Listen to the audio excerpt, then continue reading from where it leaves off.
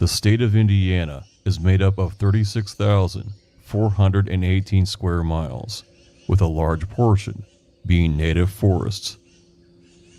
And in the deep parts of these seldom seen places, some say, lives a beast. Known by many different names, such as Sasquatch, Wild Man, Man of the Woods, Genosqua, or simply Bigfoot. Stories of this beast have been recorded for hundreds of years. Witnesses say that it stands up to 9 feet tall, with wide, muscular shoulders, and covered with gray to brown hair. It has ugly yellow teeth, if not fangs, and eyes that glow in front of a flashlight, like a wolf.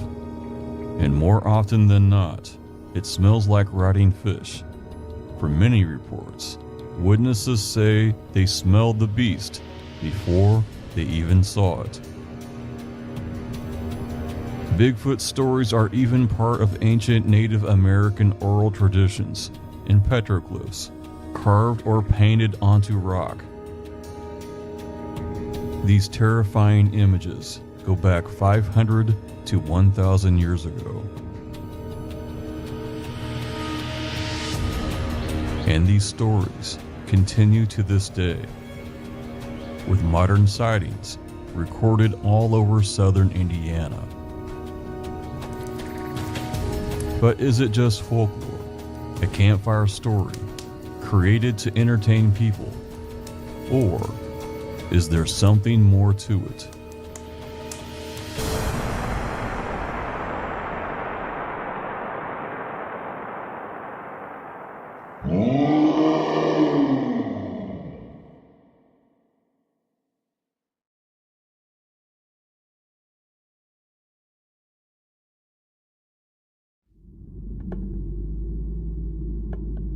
Southern Indiana has so many Bigfoot stories that it's difficult to know where to start. There are some great hoaxes by people in Bigfoot costumes, and yet other stories that defy explanation. Such as here. Crosley Fish and Wildlife Area is located south of Vernon, Indiana, and if the stories are true, it's the home of a Bigfoot, known to locals as the Crosley Monster. There's an office where hunters and hikers sign in as a safety precaution, for if someone doesn't come back, a search party can be sent. It's a mostly wild and undeveloped place, heavily wooded, with an area of 4,288 acres. It is filled with deep valleys, abandoned mines, tunnels, and caves. It's a lot of space to live and hide if you were a Bigfoot.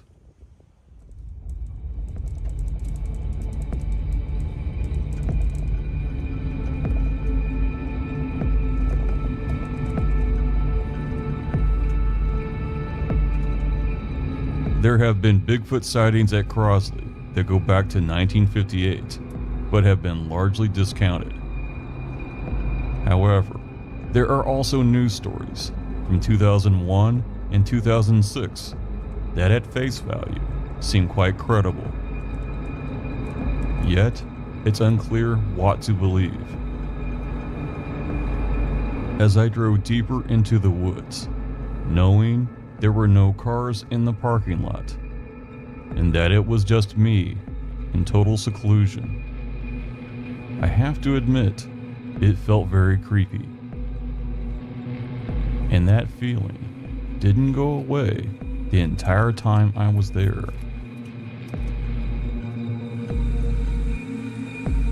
It was August of 2001, and 3 friends were looking for a cave at Crosley. They'd followed a stream about a half mile into the woods when they started smelling something that smelled like very strong urine.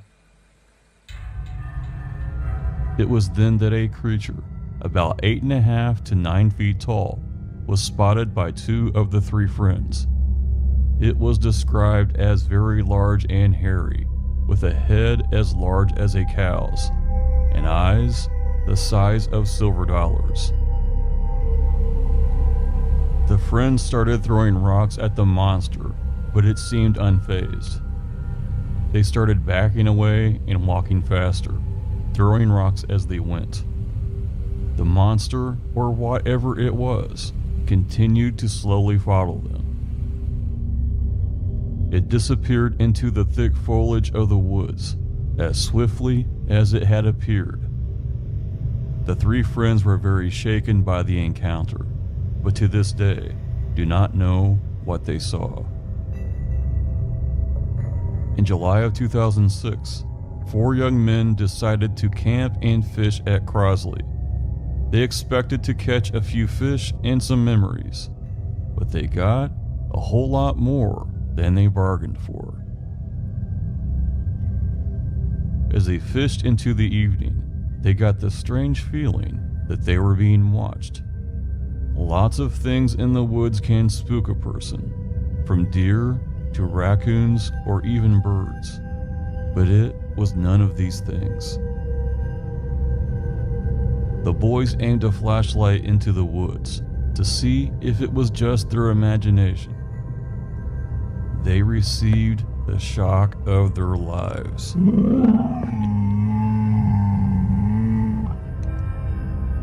In front of them stood a creature about 8 feet tall, with eyes that glowed in front of their flashlight.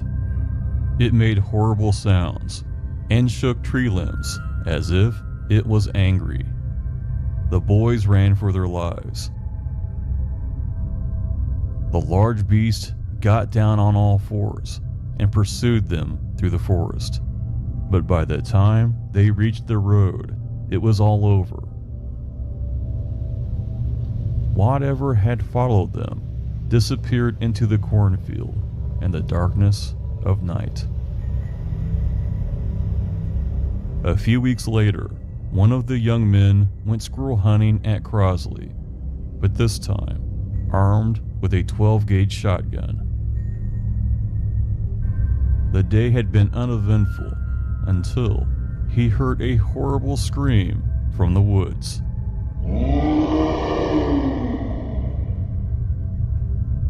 The next moment, there stood a very large, hairy creature about 8 feet tall.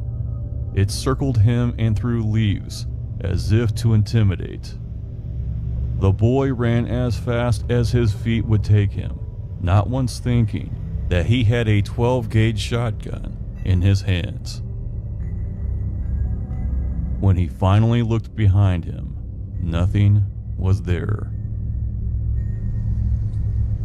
It's hard to say what really walks the thousands of acres deep in the woods at the Crosley Fish and Wildlife Area. But if you go, definitely keep an eye open.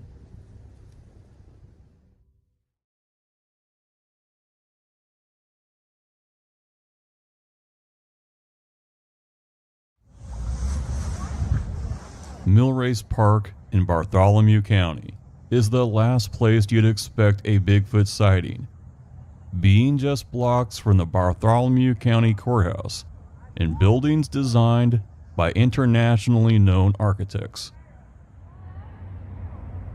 The park is situated on 83 acres, has a graceful covered bridge, and beautifully landscaped grounds along Flat Rock River. However, that did not make it immune to something that's still unexplained to this day. It was around 3 p.m. on Friday, November 1st, 1974. 4 teenage girls visited Millrace Park. They were near the boat ramp when between 2 trees, they saw what they described as a large creature with hair all over its body and a green face. It absolutely terrified them. They immediately took off. They raced to the Columbus Police Department, where they frantically filed a report. They were visibly shaken by whatever they saw. Police made a patrol of Millrace Park, but found nothing unusual, and certainly not a monster. But that was not the end of the story. Later that evening, two women grabbed dinner and drove to Millrace Park to talk in the car. Sitting there, it seemed like any other night, but it would be an evening that they would never forget. Something about 7 feet tall, hairy, with a green face, attacked the car. It tried busting the glass to get inside. It had fangs for teeth, claws, and left scratches on the car. Absolutely terrified, the women struggled to start the car. They sped off to the police station and filed a report. Another patrol was sent to the park, but found nothing. If it was a hoax, it was now out of control. After the story hit the newspaper, 4 more people saw the creature. And when these additional sightings were also published in the newspaper, a large number of people descended on the park, more and more every night, in hopes of seeing the Millrace monster. They came armed with everything from baseball bats to shotguns. Part of them wanted to see a monster, while others wanted a trophy. The Columbus Police Department had to make people go home, not because of the monster, but because of endangering each other. Whatever it was in 1974, both terrified and mobilized the people of Bartholomew County. The monster was never seen again at Millrace Park. At least, not yet.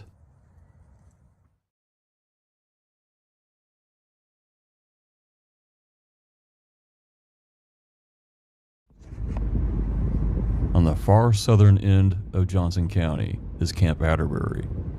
It's a massive tract of land, over 30,000 acres. That's nearly 47 square miles. It's a fenced-in, secure, military training center. Lots of unusual things have happened here over the years, and just beyond its borders. There have been many reports of unidentified flying objects. These are speculated to be high-end drones or other advanced military aircraft. But also in the realm of the unexplained are numerous Bigfoot sightings, both formal and "don't use my name, but I saw something." Soldiers training for night missions have had sightings in the field, as well as civilians living on Camp Atterbury's borders. It was May of 2002 at Nineveh, Indiana. A man walked into the woods behind his house to shoot his rifle. It was chambered in .223, a moderately powerful round. It will kill a large animal, like a deer. In fact, this round is used in many military rifles across the world. As the man walked deeper into the woods, he smelled something very strong, something that smelled dead. He figured it was a large dead animal, and walked in that direction to see what it was. He walked only a short distance when in front of him, he saw it. He saw a huge, fur-covered beast, at least 9 feet tall, and it was staring right at him. It was so large that he didn't dare shoot. He didn't think the rifle he had would kill it. Instead, he slowly tried to edge his way away from the gigantic creature.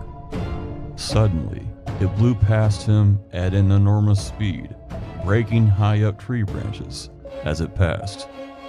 While it traveled on 2 legs, it was not a man, a bear, or anything else that he'd ever seen. The experience frightened him so badly that he would not return to the woods for another 8 months, and never without a shotgun and deer slugs.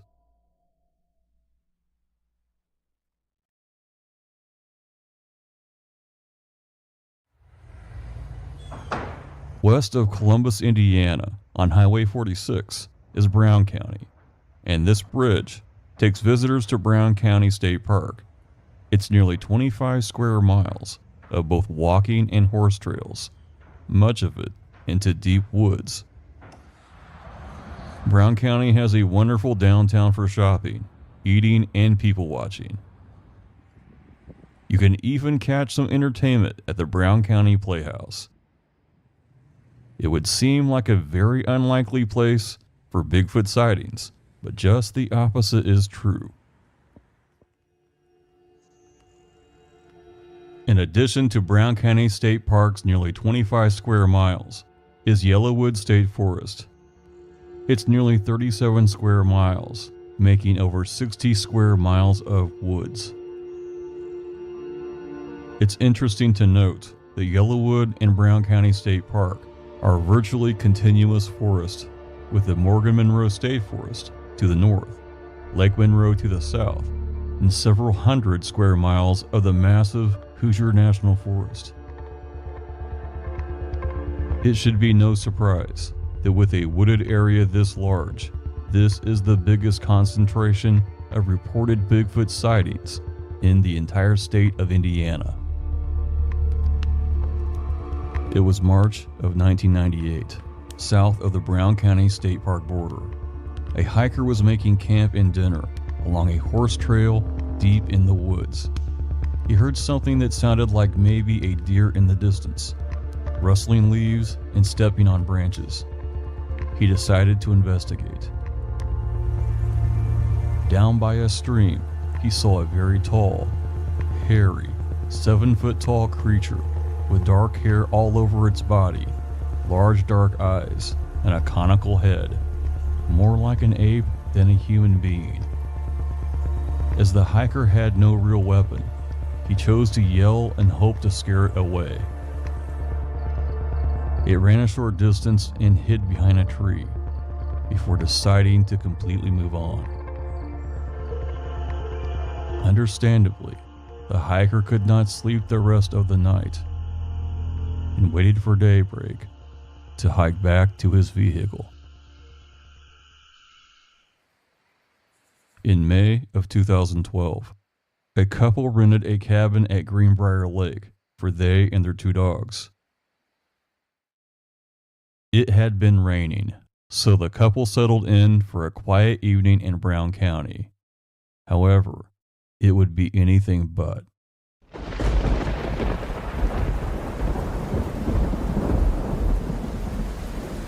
Around 11 p.m., the dog started barking at something outside the cabin, and the man opened the door to investigate. He could see nothing in the darkness, but he could smell a very strong odor and hear heavy breathing at the end of the porch.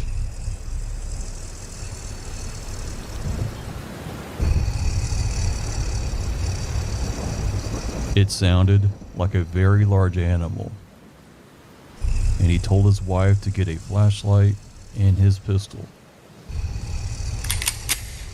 The man chambered around and cautiously stepped outside, shining the flashlight at the end of the porch. There were large, wet footprints, but whatever made them was gone. For the rest of the night, the dogs paced the floor, and although they were housebroken, they instead soiled the cabin floor. They did not want to go outside for any reason. In May of 2020, a man and his 11-year-old daughter were turkey hunting at Yellowwood State Forest. It was a typical spring day. Nothing seemed out of the ordinary. But, as if from nowhere, they both saw what looked like a creature at least 6 to 8 feet tall, very muscular, and had gray fur. The arms were described as very long and almost reached the knees. As soon as it saw them, it bolted out of their sight at an immense speed.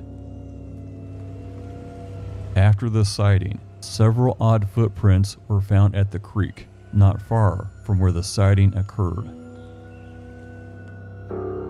Many people in Brown County that have lived there for years talk about strange howls in the night that are not coyotes or other known animals. Shadowy figures in the woods that quickly vanish. And others prefer not to talk about it at all.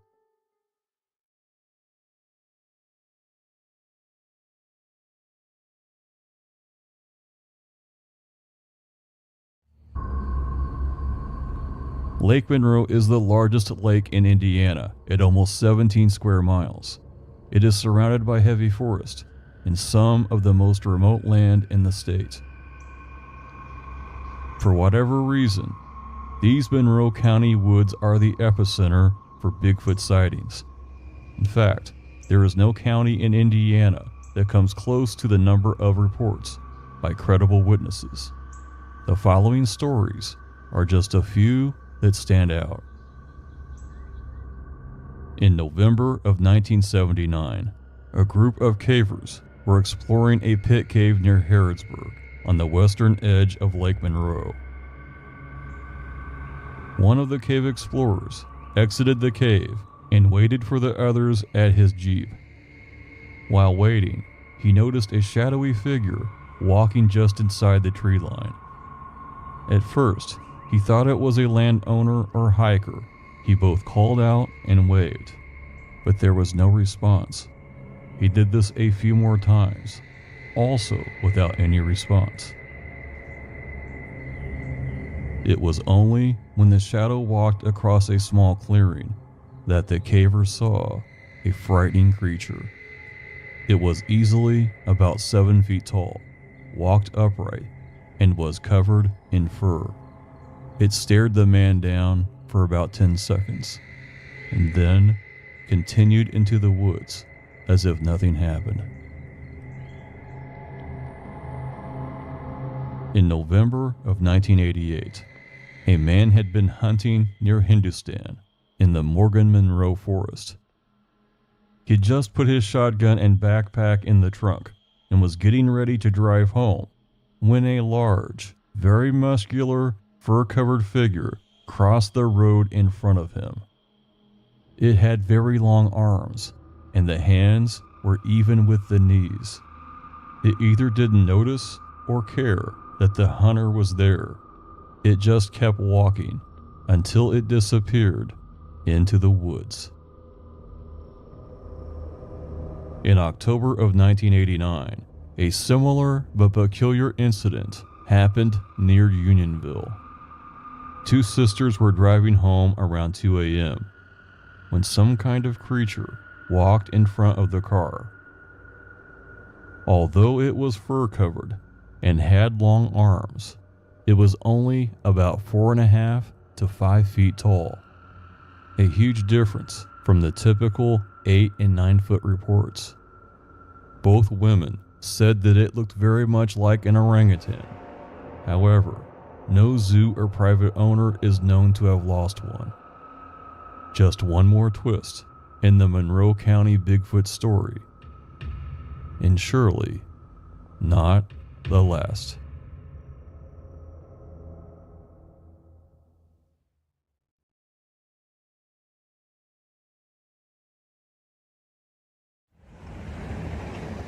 Lawrence County is known as the limestone capital of the world, and for very good reasons.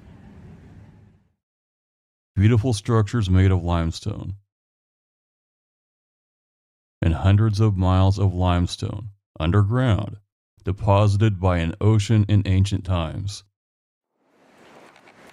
In this limestone bedrock are over 1,200 limestone caves. It's a perfect habitat for anything wanting to get lost and stay that way. And some say that's why Bigfoot lives here. In 1981, a Marine came home from the military and took a woman for a ride down Tunnelton Road. It had been a pleasant afternoon with good weather. They made a turn down a gravel road and traveled east into some backcountry. And something walked across the road. It was covered with long gray to brown hair and looked about 7 feet tall. It stopped and stared at them. The man slowly took out his M1 carbine, loaded a round into the chamber, and cautiously walked toward the creature. However, whatever it was did nothing to appear hostile. It simply ran through the briars and into a cornfield, disappearing from sight. This is but one of many sightings that have happened in Lawrence County over the years. Many people have said, I'd like to tell my story, but people would think I was crazy. After all, who believes in 7 to 9 foot tall creatures that live in the woods?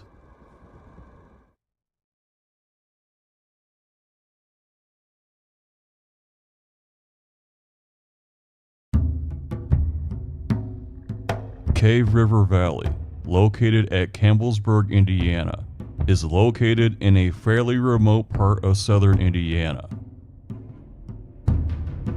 A long, steep trail takes visitors to the bottom that goes deeper and deeper into the interior.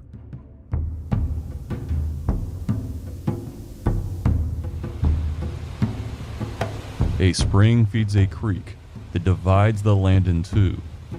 It's been a popular place for camping, hiking, and caving for a very long time.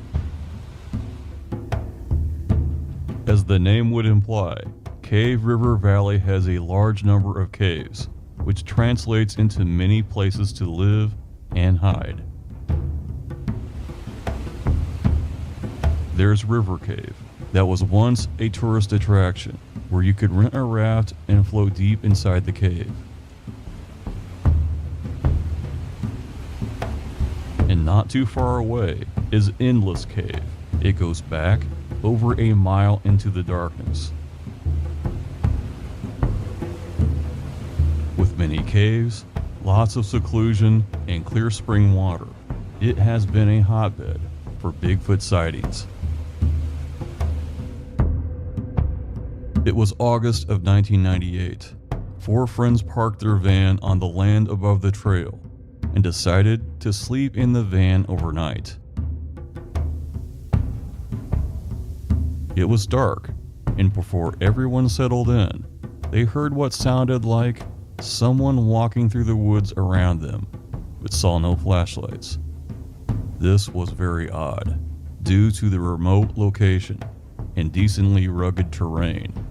It would not be safe to walk in the dark, unless you could see in the dark.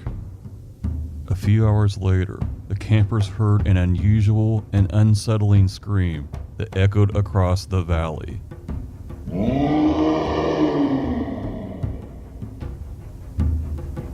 It was so loud that all the other animals remained quiet after it occurred. After what seemed like a long time, the group settled down and fell asleep for the night.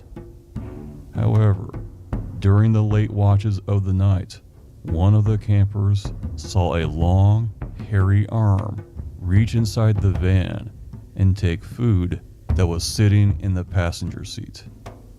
The witness remained silent until they were sure they could hear no sounds outside the van. No one slept well after that. The next year, in 1999, the same 4 friends put up tents in the valley next to the stream. By about 1 a.m., everyone was in their tents, settled down, and the fire had went out. The four friends again heard something that sounded like someone was walking all around the valley. Moment by moment, the footsteps got closer and closer, and no one dared to go outside. And then, silence. Later in the night, one of the campers heard footsteps in the campsite, and finally could see the head of a giant animal staring into the tent. After what seemed like an eternity, it walked off into the darkness, as if it was never there. Earlier that same year, in June of 1999, at New Pekin, a 13-year-old boy had a daytime sighting. It was along Falling Creek Road, near a cornfield and his aunt's house. His mother had sent him to the car to get her cigarettes, and when he did so, saw a large, towering figure with dark fur. It had very large arms that swung as it moved, and no sooner had he seen it, it moved away very quickly and into the forest, where it disappeared. With abundant woods and clean water, there's plenty of room for a Bigfoot in Washington County.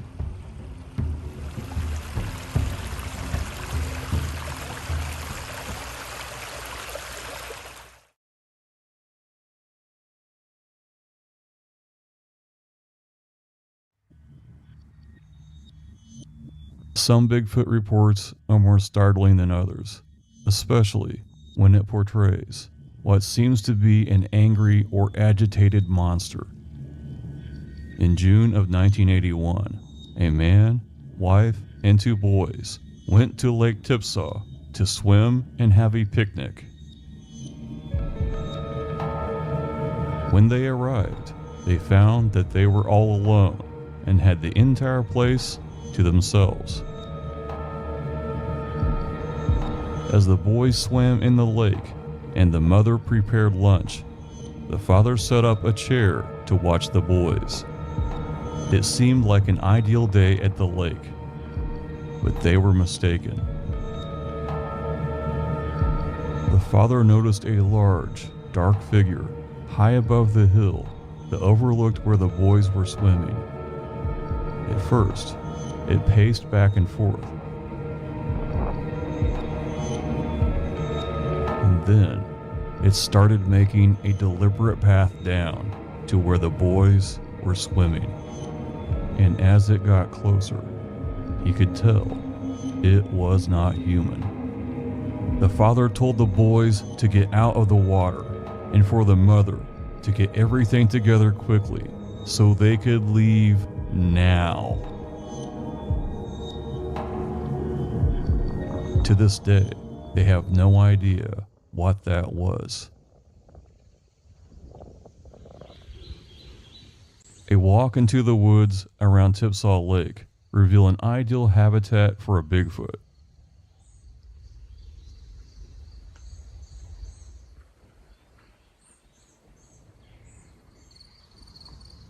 It's similar to Brown and Monroe counties, heavily wooded,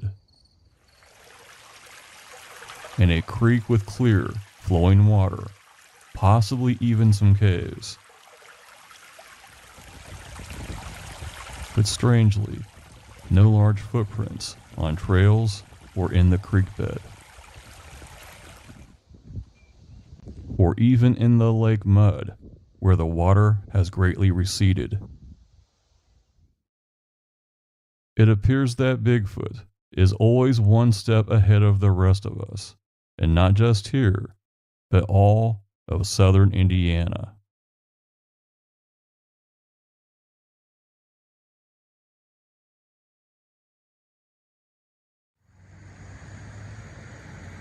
Harrison County is a very old place.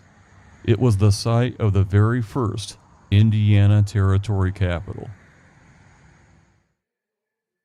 But before that, It was inhabited for thousands of years by Native Americans. They passed down Bigfoot-type stories from generation to generation. They told them to European settlers, and they passed them down to the present generation. If you were to drive to Harrison County today and ask locals if they believe in Bigfoot, a large number would likely say yes. Generations have lived here and have seen and heard things that are hard to explain. It seems everyone has a Bigfoot story. The forest here is immense and includes Obannon State Park and the largest cave in Indiana, the over 30-mile-long Binkley Cave system. In fact, Harrison County is home to over 600 caves, an ideal habitat for a creature like a Bigfoot.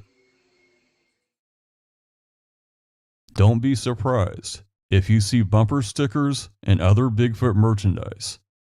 The furry beast is beloved and practically family, but that doesn't mean that the creature is always on its best behavior. It was the summer of 1991, along Corridon Ridge Road, and two brothers were living in a cabin. Sometimes, in the night, they would hear unearthly screams in the woods that would unnerve them and their dogs.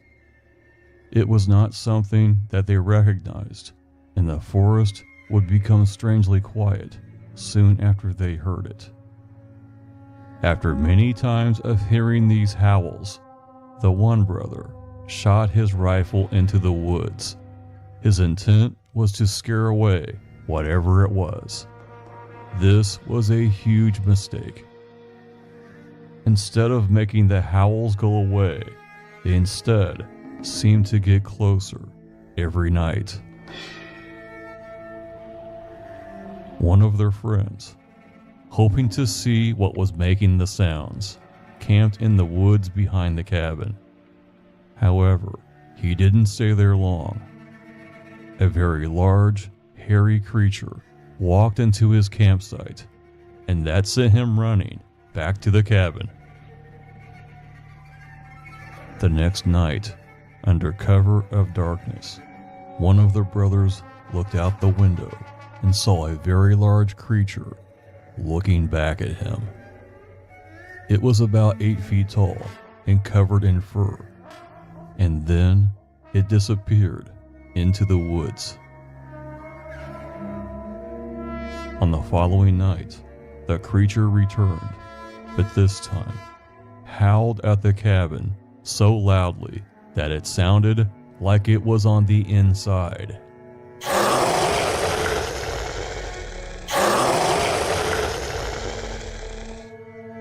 The dogs hid upstairs and whimpered in a corner, pooping all over the floor. But just as swiftly as the creature had came, it disappeared into the woods. The next morning, the brothers looked for footprints but found nothing. What they did find was the door jamb was broken, as if something very, very strong had tried to force its way inside the cabin. They moved out the following day. Without a doubt, something attacked that Harrison County cabin, and whatever it was is nothing to trifle with.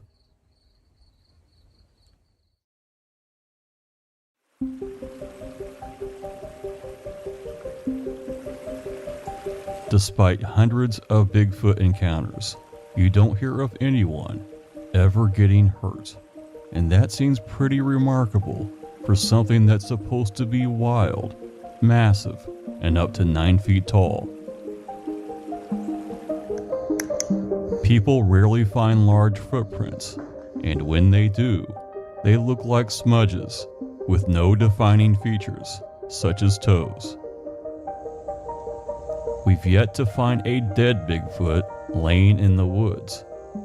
And if they use the forest as one big bathroom, surely the evidence would have piled up by now.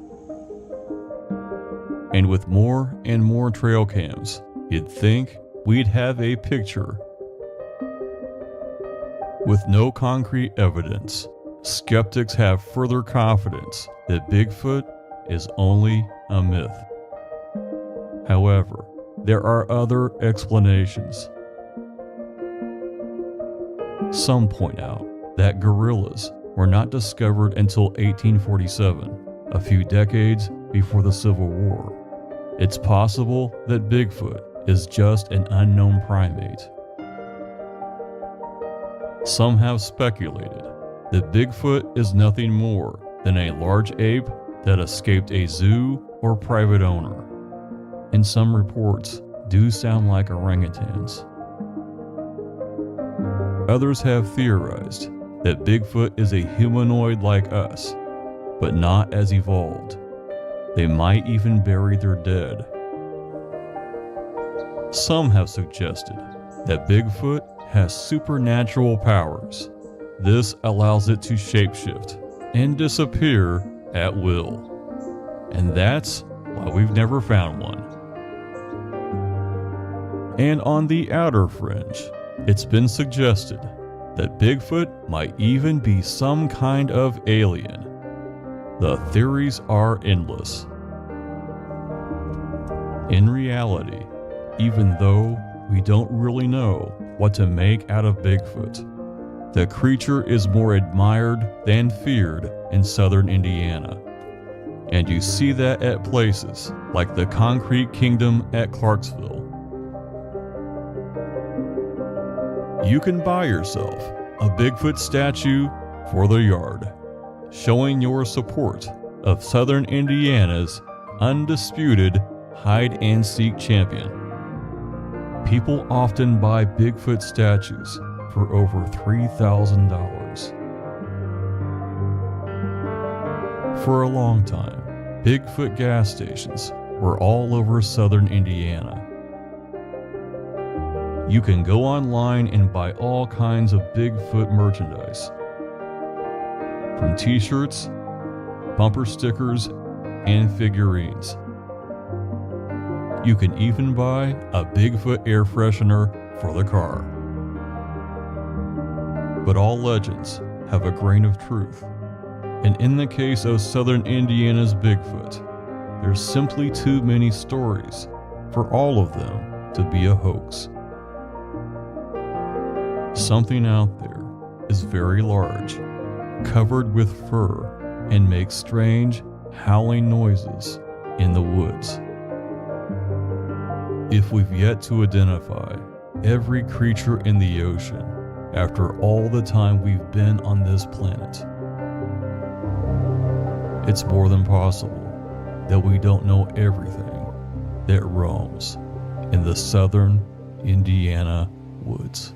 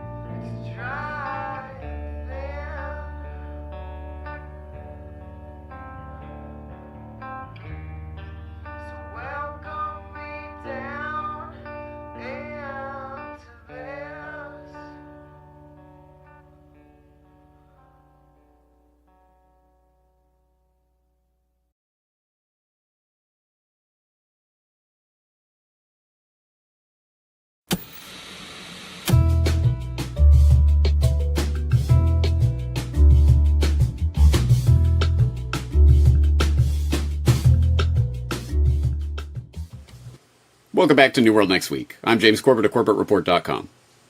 And I'm James Evan Pilato of MediaMonarchy.com. Who controls open source?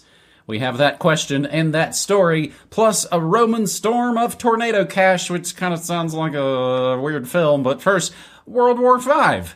Russia tries to make sudden advance in Ukraine before Trump-Putin summit.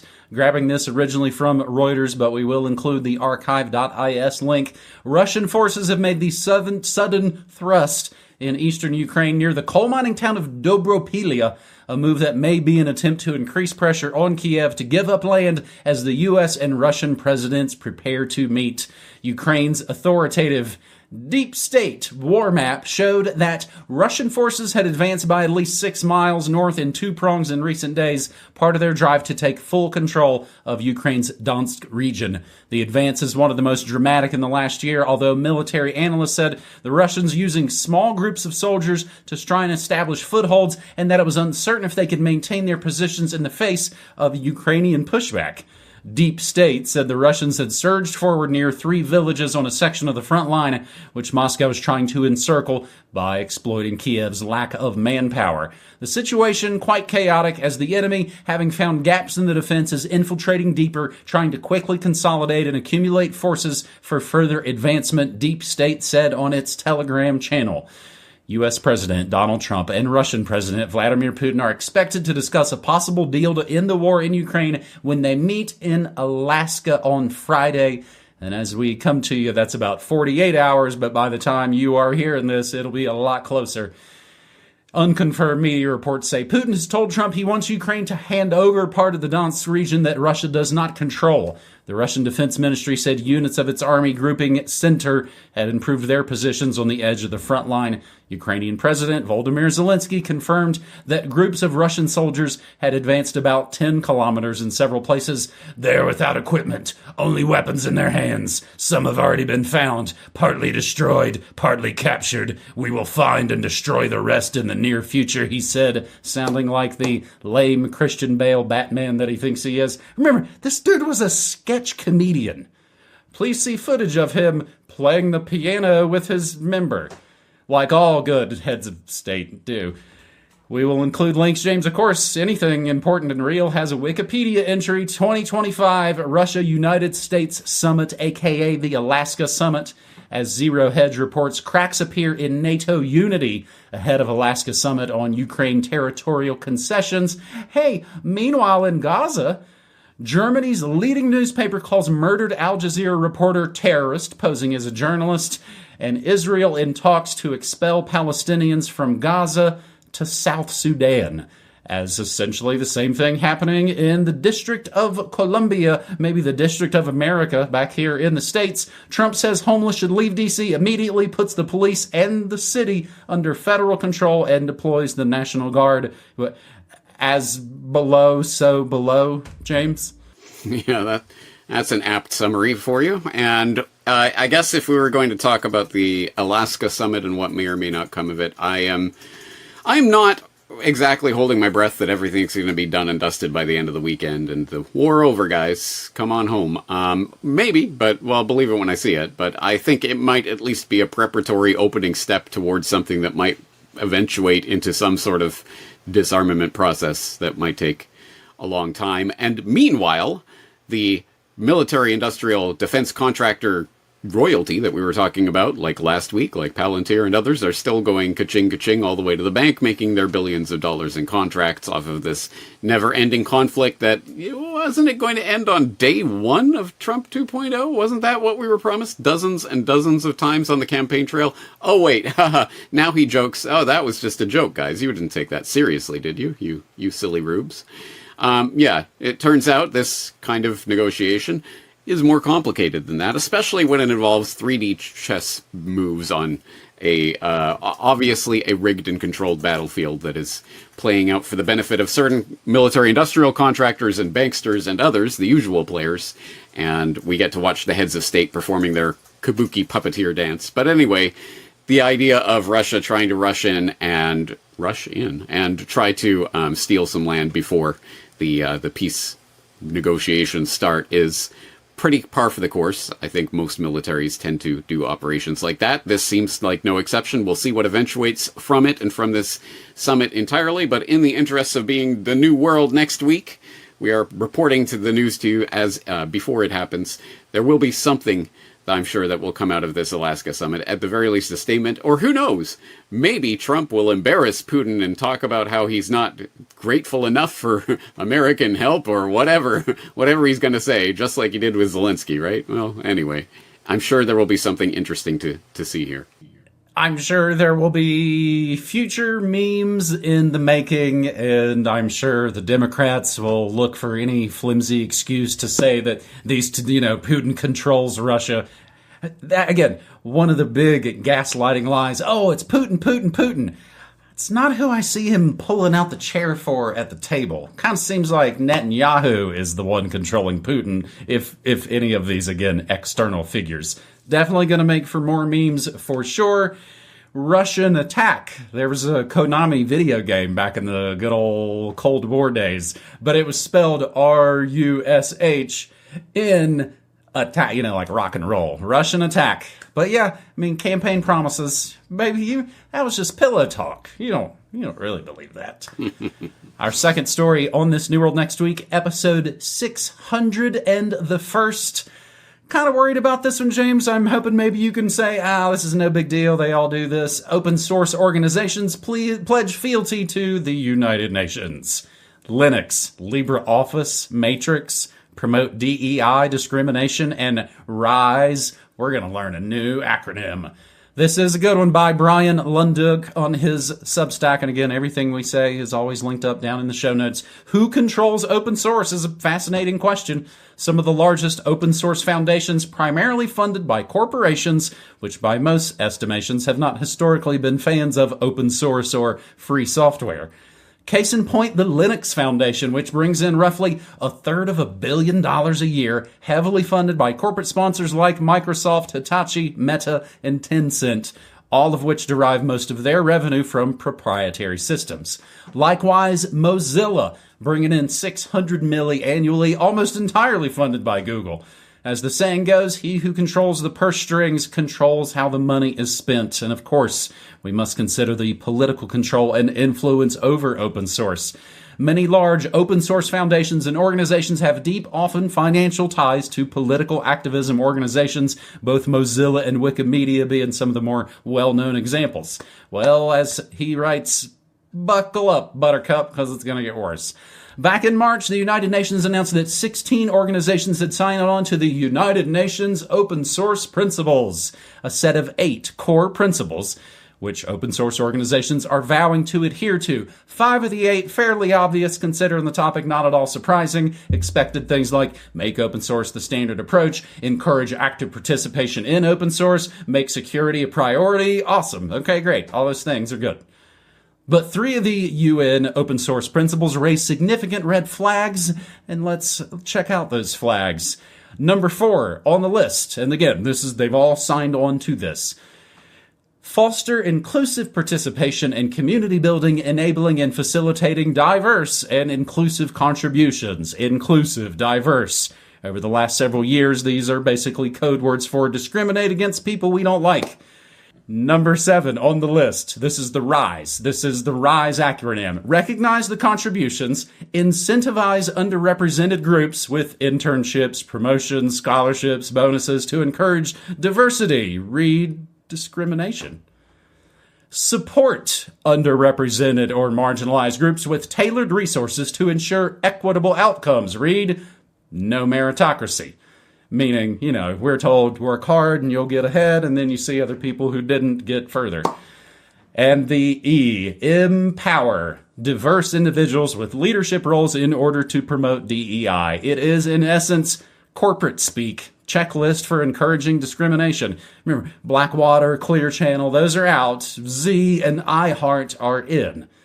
Which brings us to the last UN open source principle, the one which quite possibly raises the biggest flag of all, number 8 on the list, sustain and scale, supporting the development of solutions that meet the evolving needs of the UN system and beyond.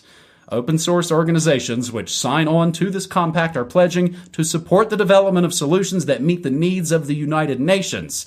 Or put another way, these orgs are pledging to do the bidding of the UN, whatever that might be, whatever next new catalyzing catastrophic event they have all got to get behind to knock you off of your banks or knock you off of your internet accounts. Which open source organizations are we talking about? The Linux Foundation, the GNOME Foundation, Eclipse Foundation, the Document Foundation, which is essentially LibreOffice, and so many others. Heck, even Nextcloud and Matrix have signed on. Matrix being one of the open source alternatives to places like Discord. James? Yes. Well, James, I am not going to tell you that this is no big deal and that everybody's doing it. just the very last part is just concerning because, hey, I was using OpenOffice until the open community told me, oh, don't do that. You got to use LibreOffice these days. Well, now what do I use? Anyway, this is a concerning thing for a number of reasons, and maybe we can contextualize this and use this as a learning opportunity, because it's a good idea to remind ourselves what these things actually mean, because there is a real answer to that question: who controls open source? I understand why Lunduk would open with that as the sort of framing question of this, but the question is answered quite simply: nobody. Nobody owns or controls open source, because open source is simply a bare bones concept. So let's lay it out for people in the same way that a lot of terms get thrown around. For example, the non-aggression principle that underlines voluntarism is not an entire ethical moral philosophy. It's a good thing, but it's just one tiny, necessary, but not sufficient part of an entire ethical philosophy. In the same way, open source, is a good thing, but it's just one tiny part of a much bigger web of things that need to be considered when we're looking at, for example, software or journalism. Because as you know, open source intelligence news was the tagline of CorbettReport.com going back to its very inception. What does that mean? It means that I publish the links to my references. When I make a reference, I'll give you the links. That's the open source nature of the journalism that I do. That's all it means. So I could still be terrible and very bad at what I do, but I could be open source. Or I could be really good at what I do and be open source. The quality of it is not determined by the open sourceness of it. Open source is a good thing, but it isn't the be all and end all. So all of these big foundations that are running these big open source projects are signing up to the UN, and cynically, and perhaps most hopefully, you could say they're doing it because they want, the UN participation, laurel on their crown. But what does any of this wishy-washy, mealy-mouthed language actually means? Empowering individuals and communities, or enabling and facilitating diverse and inclusive. I mean, that could mean absolutely anything. So, cynically, one could imagine one would be like, okay, whatever, sure, yeah. But what does it actually mean?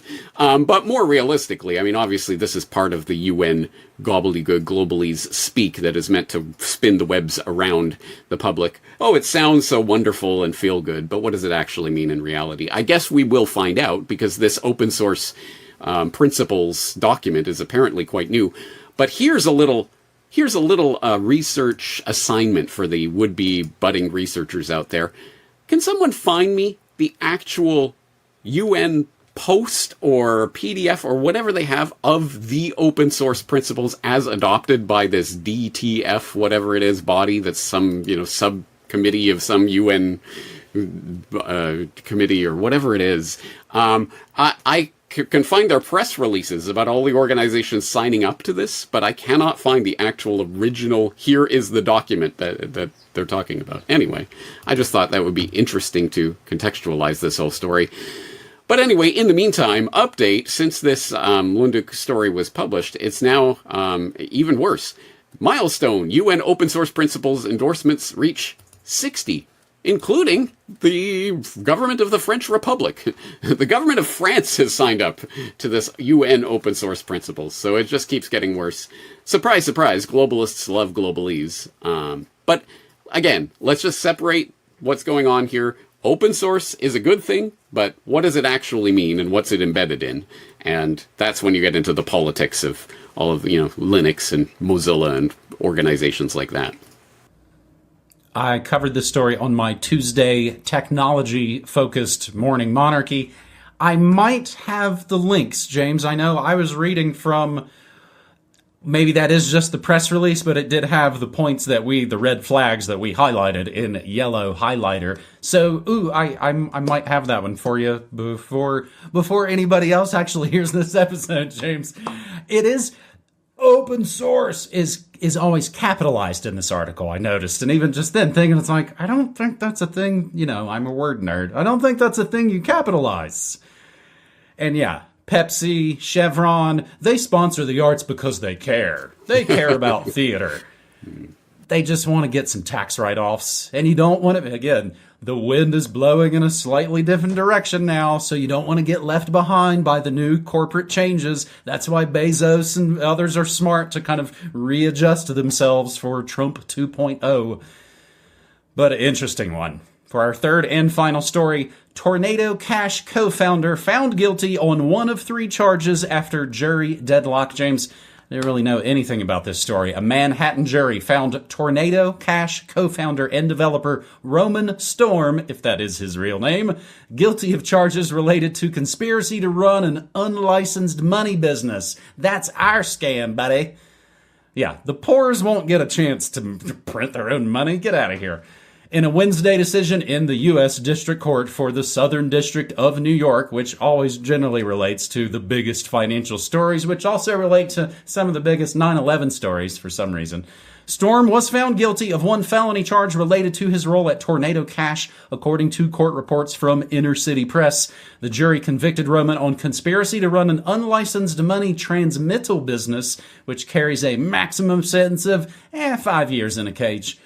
No unanimity was reached on charges of conspiracy to commit money laundering, nor on conspiracy to violate North Korea's sanctions, because that'll get you in big trouble.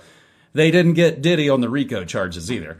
After 4 days of deliberations, jurors in the trial informed the court they were deadlocked on certain charges, prompting the judge to get back in there and work it out. You gotta reach a unanimous verdict.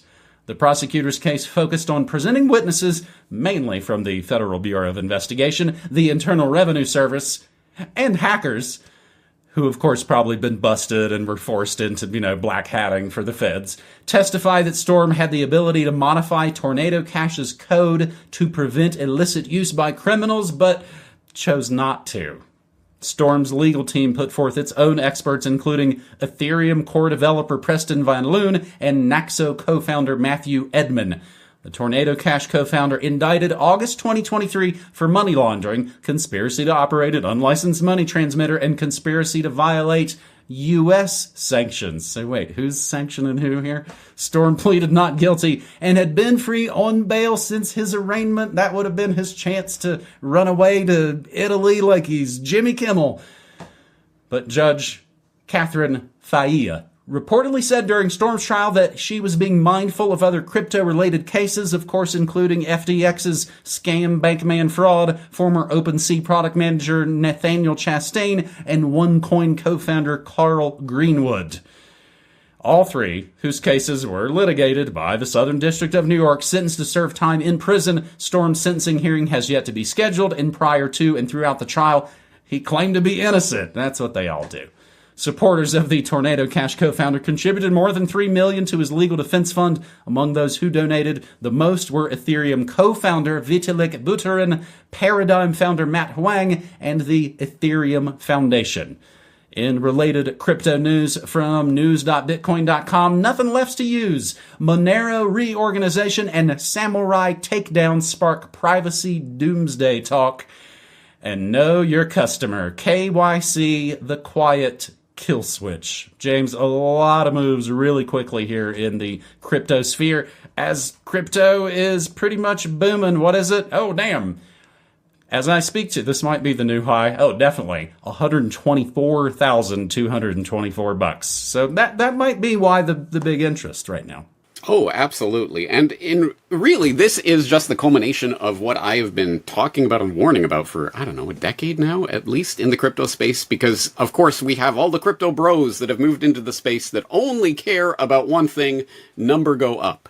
That's it. Who cares? Whatever. Let me sign and my tax compliance. Here's my, blood sample and my next of kin and my government ID and whatever you want. Comply. And yay, look, number go up. But what can you do with that number once it goes up? Not as much as you could have if people had actually cared about what crypto was supposed to be about, or at least the way it was sold in the freedom-loving spaces 15 years ago, which is not compliance. And here we are at the culmination of this. The Trump 2.0 revitalized. This is the crypto presidency. Yay, all this wonderful stuff. They just had Crypto Week, guys, passing these wonderful acts like the anti-CBDC. Yay, I'm against CBDC. And the Stable Genius Act, right, with the stable coin, regime that they are putting in to license and to monitor and to regulate and to control stable coins and how they are issued. And I still have people in my own comment section even saying stable coins are a great thing. Yeah, well, right. But did you even read the Genius Act? Did you understand what's happening? And here we are at Tornado Cash founder getting dragged in for money transmitting charges. For those who don't know, Tornado Cash was a coin mixer. It did not handle or control anybody's coins at any point. So essentially what is happening here is that an open source developer of software that truly was not custodial in any way, it didn't control anyone's money, but he is being taken to court for this, which sets an awfully bad precedent for the future of the entire space. And of course, what is going to happen?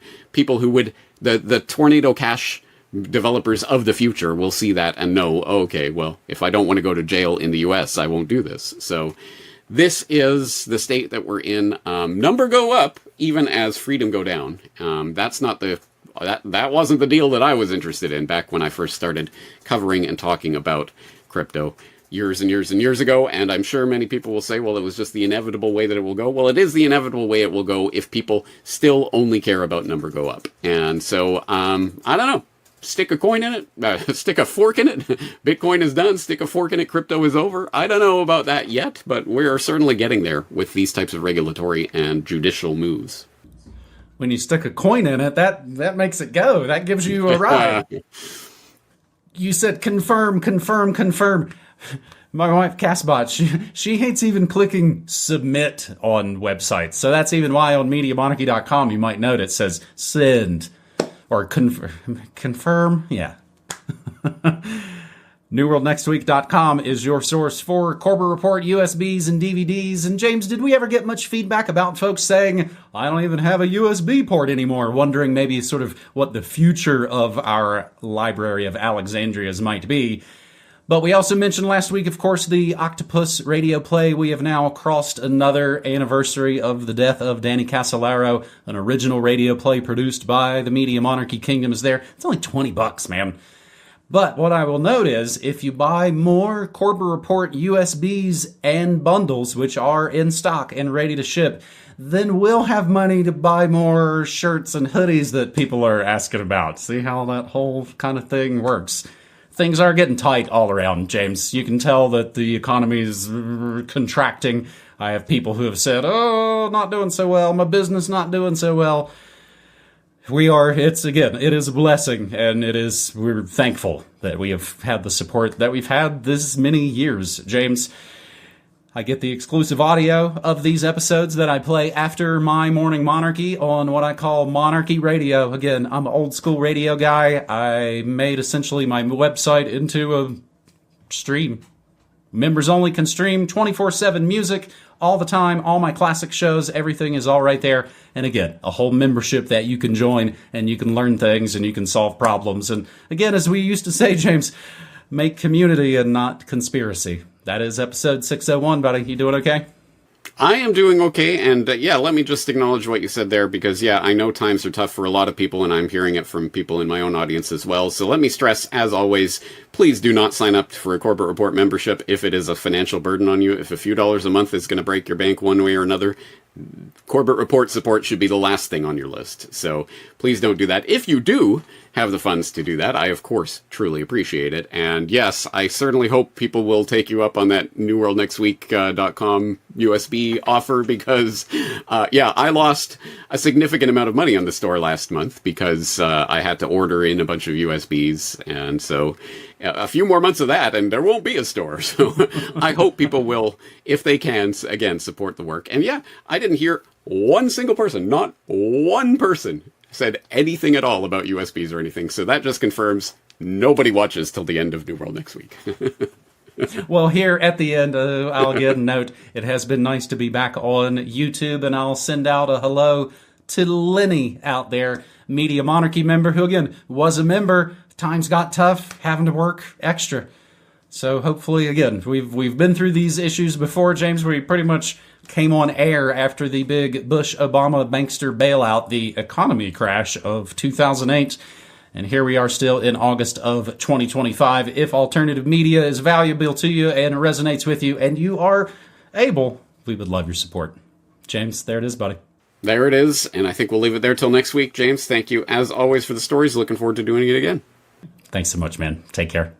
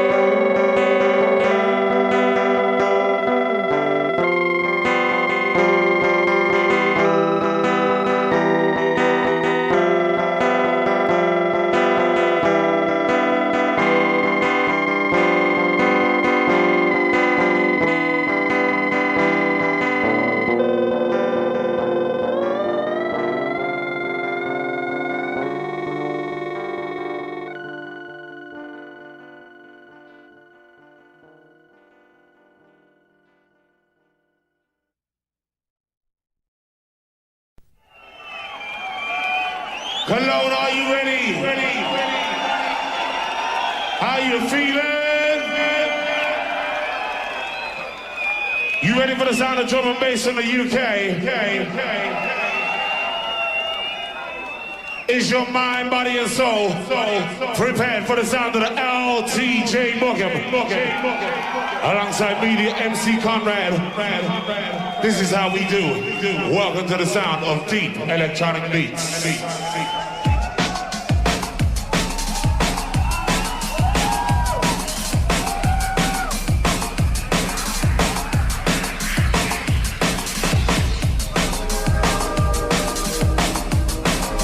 Engineer wants to ride with the sub bass. You ready inside this place? Where's the noise inside the house? All the people down the back, where's the noise? Come on. Let's get it on. Get on.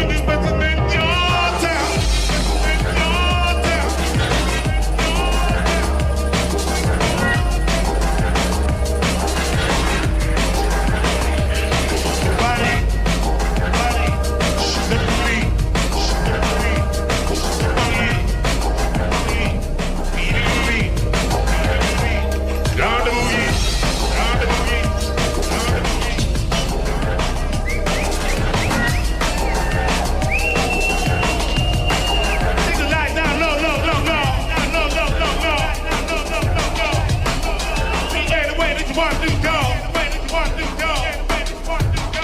to make the mic free. Welcome to the sound of the beat. Sound of the beat. Sound of the beat.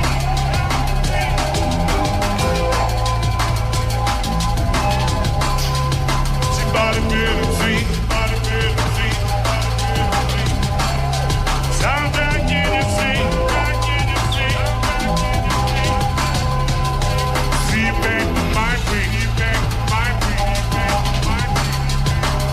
We take so deep. Take so deep. Take so deep. So unique. So unique. So unique. And you feel the heat. The heat. See you back the mic free. Back the mic free. Back the mic free. We take so deep. Take so deep. Take so deep. So unique. So unique. Can you feel this heat? Feel this heat? Check the style and technique. And technique. And technique. See you back in my dream. Back in my dream. Back in my dream. We take so deep. Take so deep. Take so deep. Sound so sweet. So sweet. Can you feel the heat? The heat. The heat. See back in my dream. Back in my dream. Back in my dream. We take so deep. We take so deep. We take so deep. So unique. Unique. Check this out. Check out this technique. Check out this technique. Sound back in your speak. Back in your speak. Can you feel the heat? The heat. So unique. Unique. See you back to my feet. See you back to my feet. See you back to my feet.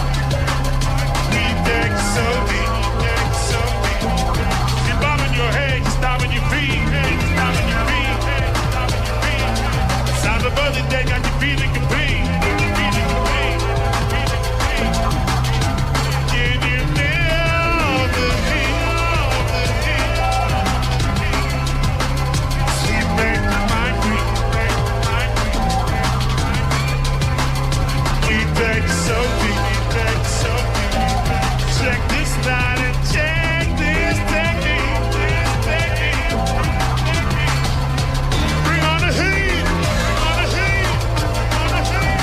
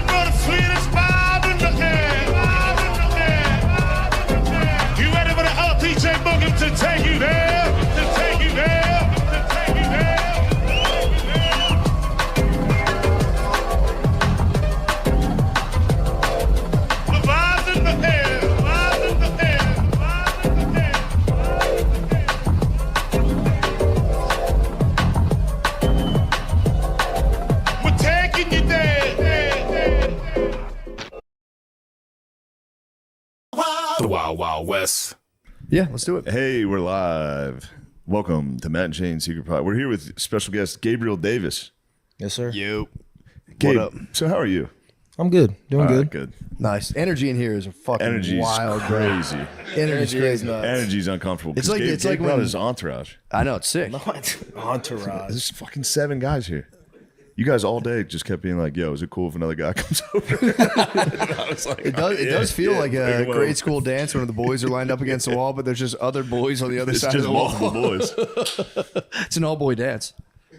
The dorks are nervous. The podcast dorks are nervous. It's the dorks and the jocks, dude. We're gonna get wedgied, Yeah, dude. It's gonna be sick. dude. You made fun of my fucking hat a minute ago. No, I That didn't, was dude. crazy. I said I like the I was hat. nervous about the hat. I almost gave it to Nate right away Why? because it's a cool hat, and I don't like wearing cool hats. Why do you think I was about to say that's a sick hat? No, you smiled when you said it. Because you know I You smiled. know that's nasty. No, you dude. know I You smiled. know that's fucking nasty. You smiled when you I can't liked laugh the and hat. give a I compliment. liked the hat. I smiled, going, "The Beezer would love that hat." That's why I smiled. The Bees is gonna get his hands on this hat. I'm giving him this hat. I genuinely like the hat, and then I thought of how much the Bees would like that hat, and I smiled. That's all. Yeah, but if you give someone a compliment and smile while you're doing it, it's clearly an insult. wasn't- it You go, wasn't a yeah, those are neg. cool shoes. You go, oh, fuck. Nasty, dude. I just thought about I know how it's much race week. I know it's race week, and you're tested, dude. You're roid raging again. Dude. I didn't You make fun of the raged hat. on my hat. I can like a hat and laugh about how much the Bees would covet a hat. Bees would go nuts for this hat. That's what I thought about him on a couch, being like, "Yo, that's I miss the Bees. sick." I know. I miss the Bees. Have you ever met the Beezer? No. I He ain't might been- have been in Buffalo. No, he wasn't. I never met him. No, he might have flashed You by. You wouldn't he's even the see man. him. He's the man. He beezes around. That's- He'd flash yeah. right by you. You wouldn't Yeah, even. yeah, He's like a hummingbird. He's I like apparently he's posted up at Bonner's now. You can What? find the Bees. Yeah, You find him at Bonner's? yeah. That's nice. Yeah, go down to Bonner's, meet the Bees. The little bees. They have a little bees house. Dude. Yeah. He just buzzes by. He's in there. Dips his beak and leaves. Blizz, was it you? No, somebody was just telling me about Blizz. Blizz and him were gonna go get lunch. Mm-hmm. He was supposed to meet him there, and Blizz was riding his bike, and he rode past Bonner's, and Blizz was late, and he drove past Bonner's, and Beezer was out there just smoking a cigarette in front of the bar. He was like, "Aren't we supposed to meet for lunch?" He's like, "Yeah, I'll be there. What the hell?" He's like, he wasn't going. He just wasn't gonna go. He was gonna stay at Bonner's. We gotta get you to Bonner's. What is that? It's just a nice bar in Philly. It's a good What time. about the Philly? Yeah, Philly rules. What are you hinting at? I'm not hitting You gonna go to Philly? What are you doing there? They got enough. They got enough. They What got are you enough out hinting at? there. They got enough out there. Yeah. I can't do that. Those boys are all paid and making plays. I can't. Yeah, those Yeah, guys are true. great. Could do it again this year. Nah. I can't believe you turned on me at the beginning of the episode. You made fun of my hat and you juiced. didn't make fun of Matt, the you're hat. juiced to the gills and it's affecting everyone. Dude. It's race week and you're juiced. The cycle must be crazy this week. Dude, it's just a Sheila Jeet, man. It's just a Sheila Jeet. The fuck is Sheila G? It's like this, I don't know. I feel like Muslim guys get it from like mountains or something. Well, they're always jacked. I know. They're jacked. That's high tea. That's the most high tea religion there is. Religiously, yeah, probably. Most high tea religion Yeah. for sure. Can't do anything. Yeah, it's high tea. High tea. Dude, making women cover themselves up like that, I hate to Amish. say it. It's high tea. Amish is good high tea. Super high tea. Yeah. Amish is crazy high Yeah. tea. Amish is so high tea that like you might fuck around and marry your cousin. That is the highest form of tea. Only dudes with high tea thought their cousins were hot as fuck growing up. Only your tea's so high, you're like, yo, my aunt, I would fuck my aunt. That's high tea, You dude. gotta have a lot of tea to like kiss your cousin and be like, what? You have high tea, bro. You definitely want to Nah, fucking aunt. fuck no. You didn't have a hot aunt? Nah. Yeah, you nah, thought hell of one. no. You- No, hell no. Dang. You do have probably I the only got highest like tea. one aunt. I don't even know my other aunt. So you're saying she's not hot? That's just gonna see this. That's so mean. No, she's not that she's not hot. She's my aunt. That's wild. True. There's some hot ants kicking around. There are. Yeah. Is your aunt hot? No. What about ants that marry into the family? There's ants that marry into the No, family. the You ants can that say marry that. in. All my aunts that marry into the family, I like call them every now and again. I'm like, yeah, you look so beautiful. Dimes. Yeah, you look Just so call it. I almost said, right. Yeah. Uncle Blank is so lucky. Almost said his name. I told you I got drunk and told my cousin how beautiful she looked at her wedding, right? Like, you look like Helen of Troy. They're like, all right, man, let's get him out of here. You look so beautiful up there. That was a low point. We are getting to the age though. We can start telling women how beautiful they are, and it's like not that big of a deal. Yeah. Like, if you see a woman dressed up at all, I'm like, you look beautiful. You look stunning. Yeah. You go to, you're at Applebee's. Some guy, some like old man just hit Brittany with that. He goes, I have no agenda. I just want to say you look beautiful. No, it wasn't Bust a Bus. Motherfucker, Bust a Bus. But fucking kissed my wife's hand, dude. I leave the room for 1 second. Comes back in. She's like, oh my God, Busta Rhymes kissed my hand. I was like... One of my homegirls had a run-in with Busta Rhymes though. He did the Horny same fella. thing. He did the same thing. He's a Hot horny too. fella. It's hot too. Like in the club. crazy hot too. In the club, he like walked up to her and was like, "I just want to tell you the most beautifulest girl in here." He like, might be autistic. Yeah. I've seen autistic dudes hit Nah, that. he's on that. Yeah. It's Sigma grind. It's total Sigma grind to be like, I don't even care what happens. I just want to tell you you're beautiful and just gorgeous. walk away. Yeah. It's a good move. It's a good move. I I told my wife I'm gonna start. She told me about it. I was like, I'm gonna start doing it to every lady I see then. If it's such a Yeah, if nice it's thing. fine, if it's such a okay. nice thing. Yeah. That's my plan for 2026. I'm gonna do that. I'm gonna try to get a ton of female friends. Just so I can be like laying in bed and be like, oh dude, Samantha, dude, she's so fucking funny. You should send me this thing. It's so you guys should hang That's out. a really You guys great love- move. Yeah, Just do everything your girlfriend says is not a big deal. Fine, we can do this. Like, dude, Kimberly just sent me a meme. You guys have like similar sense of humor. You guys will love each other. We should all hang out. Yeah, I'm sometime. gonna go to the beach with my friends from college. Of course, a couple of them are guys. It's gonna be fun. We're gonna get a beach house. Do you know who actually does this? Who? Hoss. You trash dog in the press He conference. called one time and no, I He's swear to God. getting in Hoss's head before the fight. He texted Brittany one time and he goes, I'm on a girls trip. And she was like, oh, he must be talking to his wife. And Hoss was like, no, it's just like my friends from college. It's like a girls trip, but I go on it too. Jesus Christ. What an animal. He's high T. He's the highest T you can have. Going on the girls trip when you're 40. Girls trip. Crazy. What? We were friends. That's crazy. You go on girls trips. Hello. And we're back. Deleted. I always, Oh, you gotta bring the mic up. Oh my bad. do you you're ever right. like come across those dudes who are like, yeah, I was just kicking it with my homegirl last night. It's like, what are you talking about, dude? Your best friend, your girl best friend. It's like, what are you doing, man? Unless you're having sexual intercourse. Yeah, obviously, Yeah, but that at is that true. point, you can't call them your homegirl. That's crazy. I had a guy a male called a girl a fuck buddy last night. Yeah. I don't like that. Yeah, I don't I like like that. her And I at don't all. like lady friend. Sean said that one Sean time. said I that's said, my what lady friend? What the fuck? Who the hell do you That's think just you my are? lady friend. That's just my lady friend. We gotta get out of here. Everyone's mean. Dude, it's stranger, girlfriend, wife. This is That's a it. complete stranger to me. That's what I say about all of them. Never met That's how I this woman. introduce my girlfriend to people. I go, this is a complete stranger. I just met her earlier.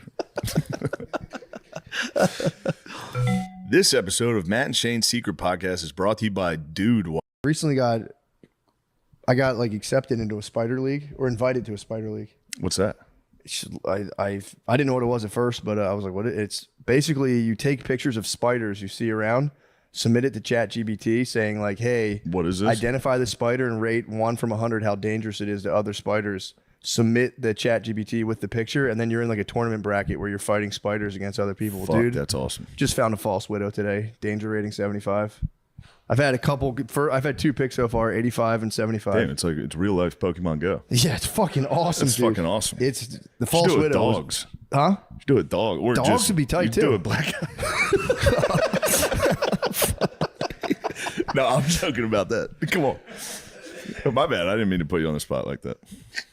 What would my rating be though? Your rating's high as fuck, dude. You're dangerous. You're a scary fucking psycho. True.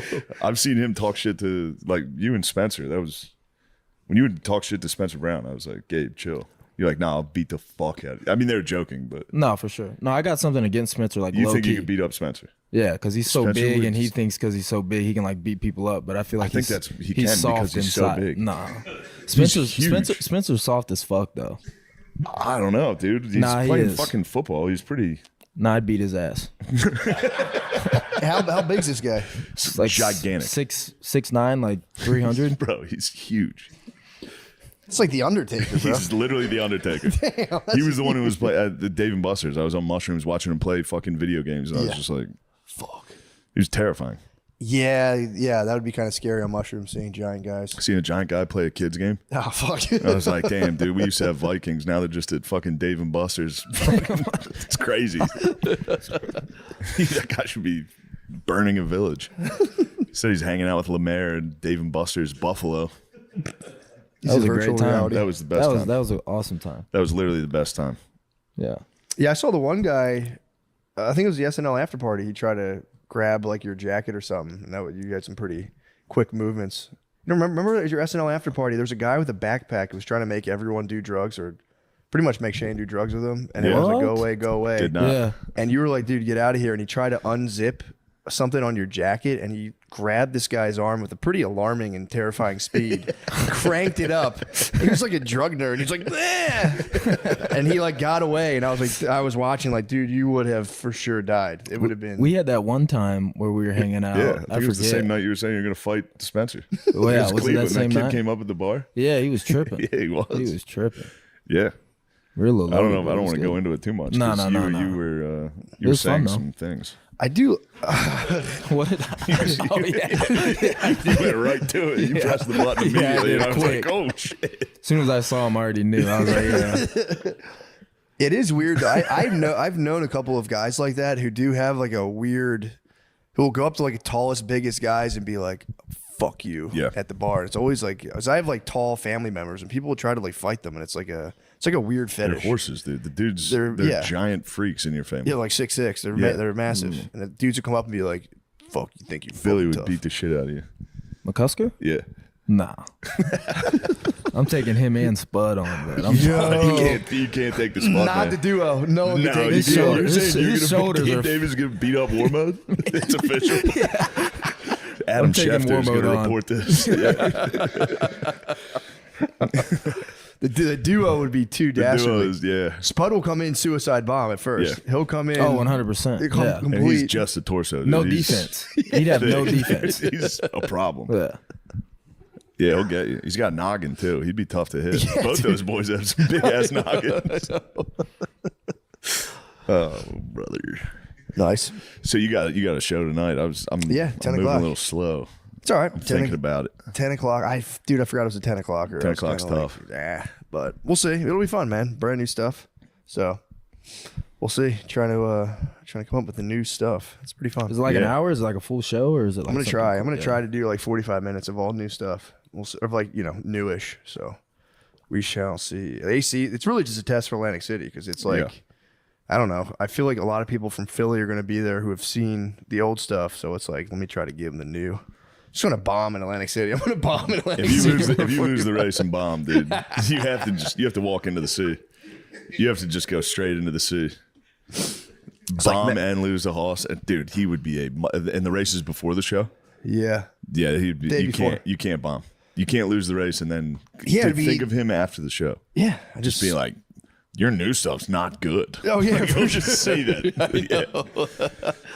Yeah, just fly home quietly. I would change my flight secretly.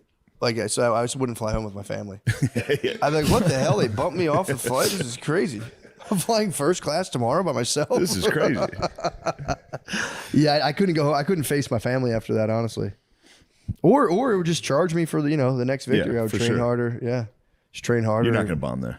And your I think family's gonna be there. You're gonna do great. It's like 20 out of 1,000 That's a lot. people. They'll be 20 family members is a lot. Backstage is going to be a problem. Backstage is gonna be nuts. Yeah, I've been talking to Brittany already. It's going to be those hotel rooms they give you gone. Yeah. They're completely gone. But yeah, it'll be fun, man. It'll be a nice little trip, and I'll take the kids to the beach just before they start school. So that'll be we have real school now. I'm like Maya's in kindergarten, so I got to like get up at 6:30 every morning.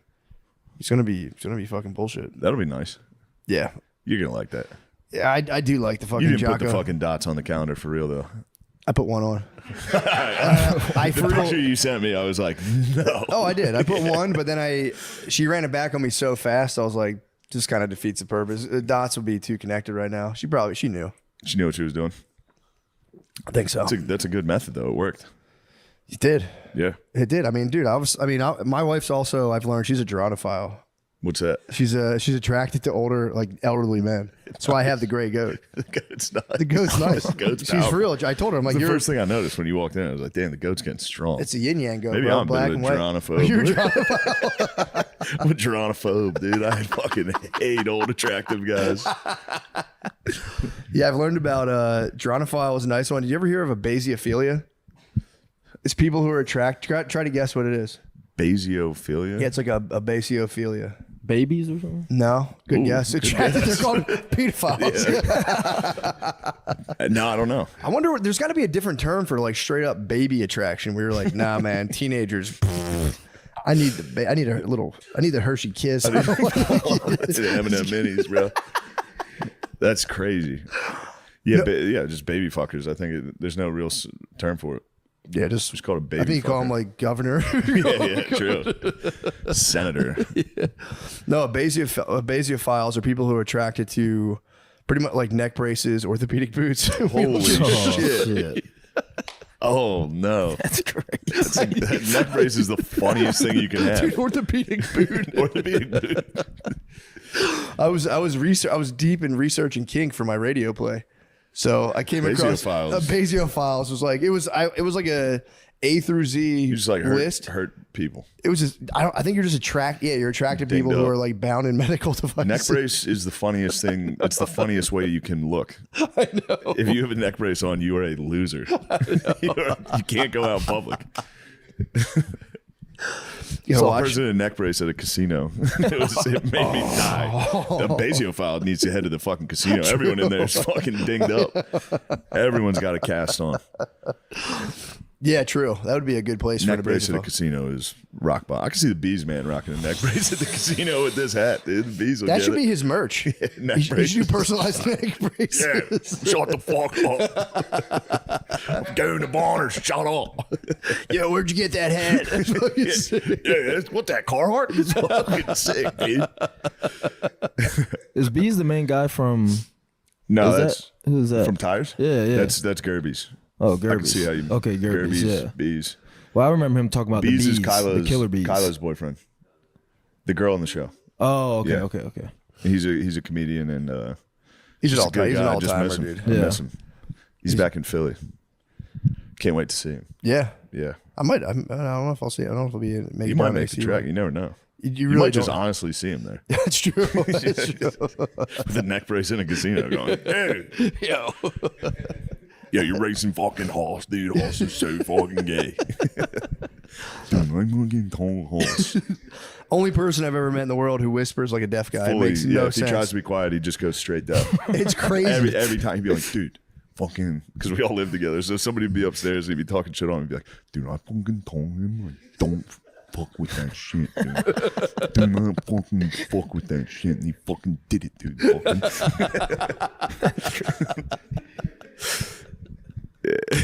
Bees is incredible. He really is.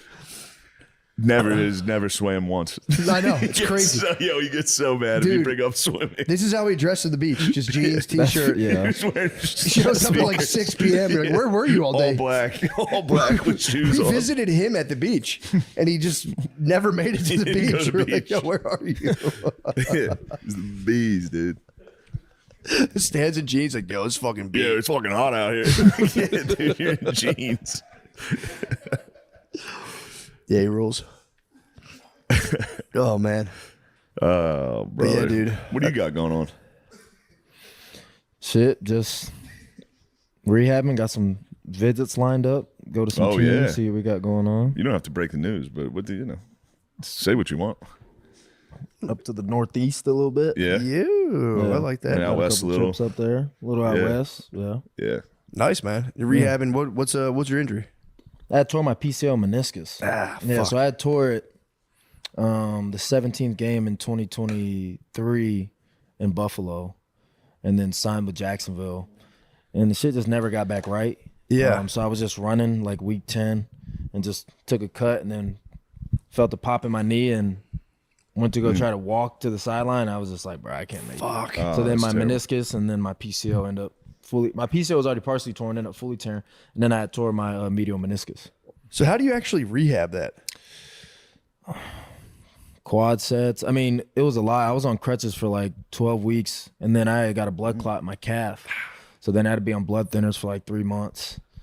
But literally, like, you just have to get that flexion back, like bending it and shit. Yeah. Like, that's like the worst part. Fuck. Like, you have to get that bend back, or. That's crazy, dude. If I run for like 2 days in a row, my knees are fucked. Yeah. Like if I I was threw telling him, they were talking about running, and I was like, I don't think I've sprinted in a decade. it's the when you do it crazy. again. Did you run track at all in grade school? No. I ran it, and I wasn't good at all in grade school. And I remember my like 100-meter time, but I can't even touch it. I can't get close. Oh, to you were it. flying? What was I mean, your I'm not time? that fast. Right now, I'll run 100 meters and like I think I got like 13.5. But it's not, dude. I think I used to get like, I know 10 seconds was like crazy in grade Yeah. school.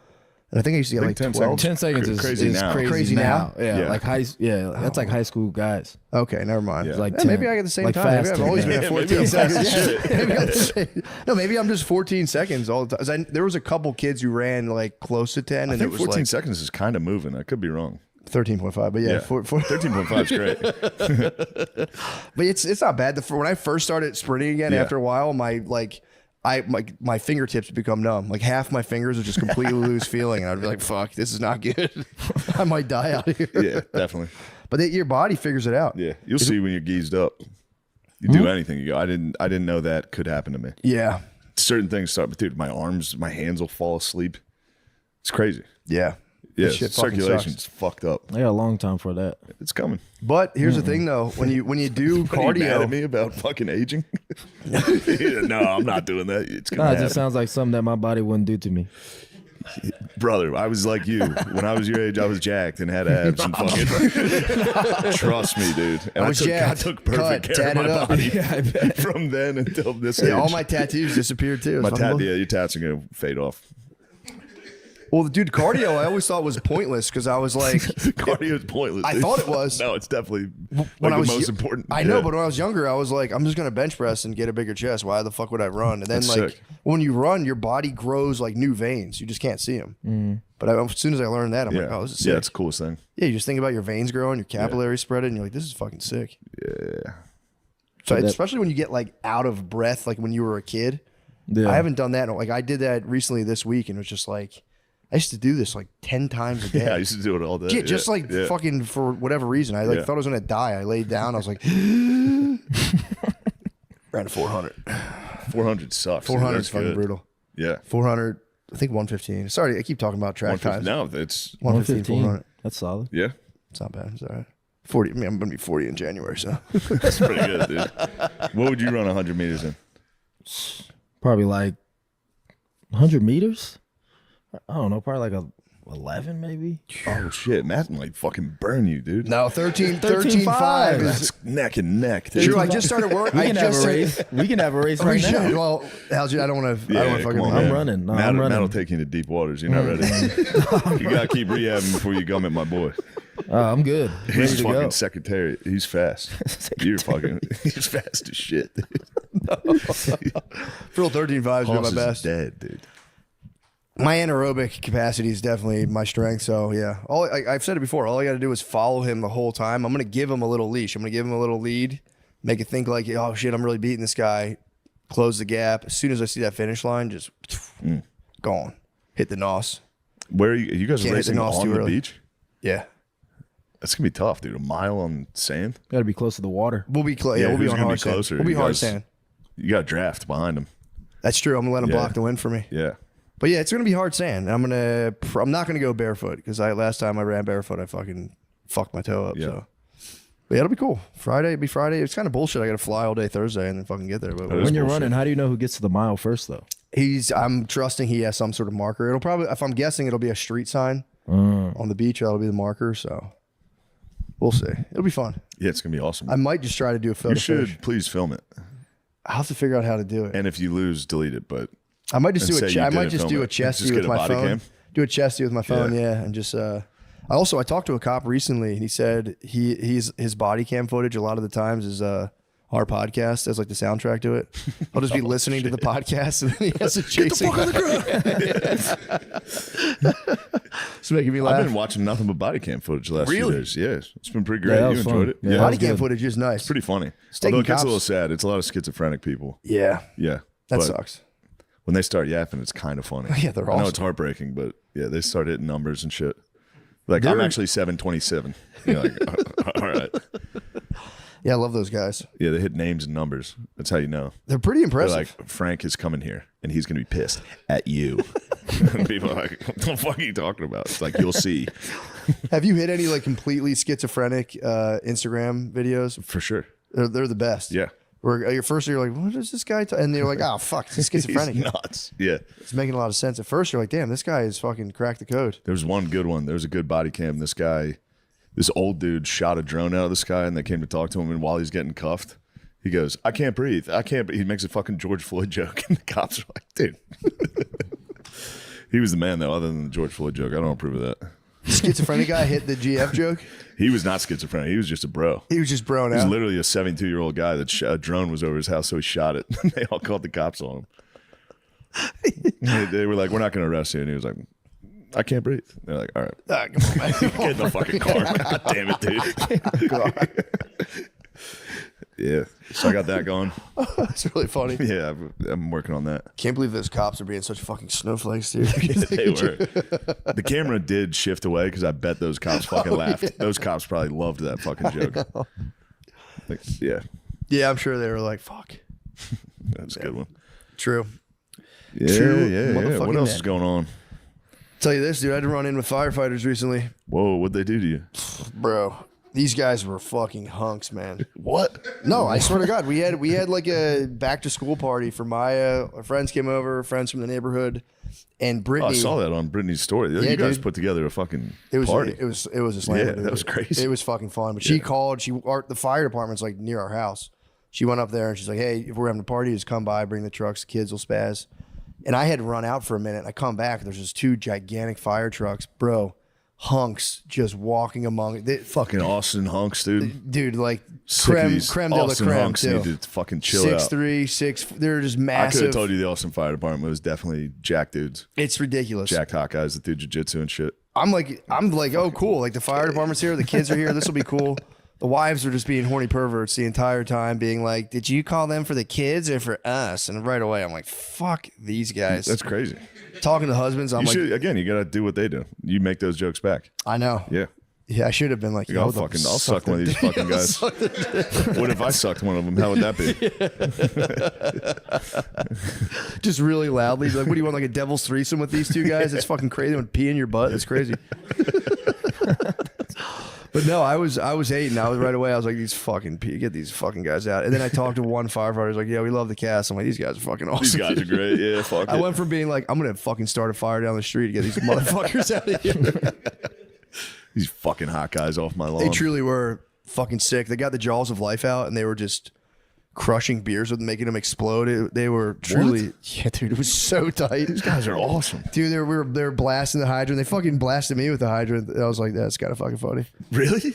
Yeah, These guys had fun. They were the best. Yeah. I was like, because at first it was just hooked up to the truck, so it wasn't a lot of PSI, and I was like stepping in it, like showing the kids, like, yeah, I don't give a fuck. And then they hooked up the hydrant. I was like, oh fuck. Oh, guys. It hurts, yeah. Yeah. Some They need serious. to have that fire department. They need to head down to that homeless encampment by Nate and just blast those fuckers. They It's cleared gone? out. Yeah, they got rid of Yeah, it. they cleared it out. They're coming back, dude. I don't think so. They put a fence up now. What? The fence. That Yeah. kind of does them in. Yeah, you put a fence Yeah, up. they do. It's over. The They do dream's follow the over. rules of They respect fences. fences. They do respect fences. They did that in Philly. They had that whole, it was near my old house. They had a big baseball field and playground.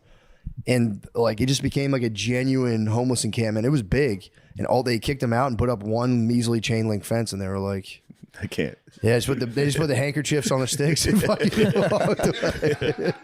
They cannot fuck with fences at all. The simplest fence. They're like, well, show's over, Yeah, guys. show's over. I guess we're gonna have to find a house. Can't be homeless anymore. Looking at some first time home buyer. Yeah, that's funny. It's the crazy, camp, man. The camp he had near his house was right next to his house. Was Dude, his friend was there. Weren't they like welding at night? There was just barrel fires. I was Barrel passing fires? They're the like actual, blacksmiths? like multiple barrel fires. They were literally smithing. Making swords and shit. Just a foundry. Yeah, they were going nuts in there. Yeah, no, I'm Driving by and seeing them, the silhouettes and the flames must have been terrifying. it would be like 3 a.m. But you got a fence around your apartment complex. They can't get in. Wait, what'd you say? Don't you have a gate? They respect the gate. They don't respect gates. They respect fences. I feel True, like they wait till the gate opens. They scurry in and go, I live here. That was my theory. When South by was down here, they moved them all from under the bridge. They do, they do that. They do sweep them away. Over by the creek. I think they love that fucking bridge under there. I guess, the shade would be nice. Yeah. They always try to get you for parking. Like you park and then they stand there. It's like, I helped you get that spot. You got some, and then you're like, he's gonna break into my car if I. Oh yeah, they wear fake high vis like they work under the bridge. They're trying. They're doing something. It is a tight hustle. This episode is brought to you by Prize Picks. Matt. Check it out. And one last thing, Matt's new animated short, The Papa John Paradox. Something similar where I just didn't park anyone's cars, and I'm like, yeah, I'll take that. And then I just left with all the money. It was like, peace out. Just a restaurant. I was like, peace. Someone hired me, and then you didn't park any of the cars? I had like one stick shift car and I couldn't drive stick, so I was just lumping that thing around. And I was like, dude, can you park this? I need to get another car. And I had like the guy do it himself. And then I started going like, I should just direct traffic in here. And they were just handing me money. I was supposed to like give it to some guy, but he never showed up. So I just like later. Fuck yeah. And he called my friend. I was like, just don't tell him I talked to you. Made like $300. That's awesome. Did you ever have a job? It's tight. No, never had a job. That's so tight. No. I figured you've been playing football the whole time. Yeah, full time, 24/7. Dang, it's pretty cool. Yeah, since I was like 7. I remember those days. Yeah. Yeah. Second I quit, my dad got me a job at a fucking factory. He fucking killed me. Second I quit football, he was like, I got a job for you. You want to be a pussy and quit football? Here's a job. And it sucked. It was worse than football. Yeah, no, I wanted to quit when I was 9. We started putting the pads on. I was like scared and shit. Really? Yeah. Then my mom was like, you quit now, you quit the rest of your life. And I was like, yeah, I got hit with that a lot. And I was kind of right. I kind of quit everything I've ever done. yeah, they were right. Yeah, good for them. Yeah, the pads were the shit. I for sure thought I was like the best football player in the world. And then I went to high school and was like, all right, well, figure something else out. I'm gonna run. I'm gonna start smoking weed actually instead. I'm a weed guy. Yeah, that shit's fucking hard, man. Although they should have. I wish I had better coaches, man. Yeah, they should have got you. I wasn't D line material. Yeah, you're a linebacker. Clearly. You're clearly a linebacker. Yeah, we'll see. I mean, was I though? Yeah, I can see a LB? middle linebacker. 5'10"? That's outside. Good.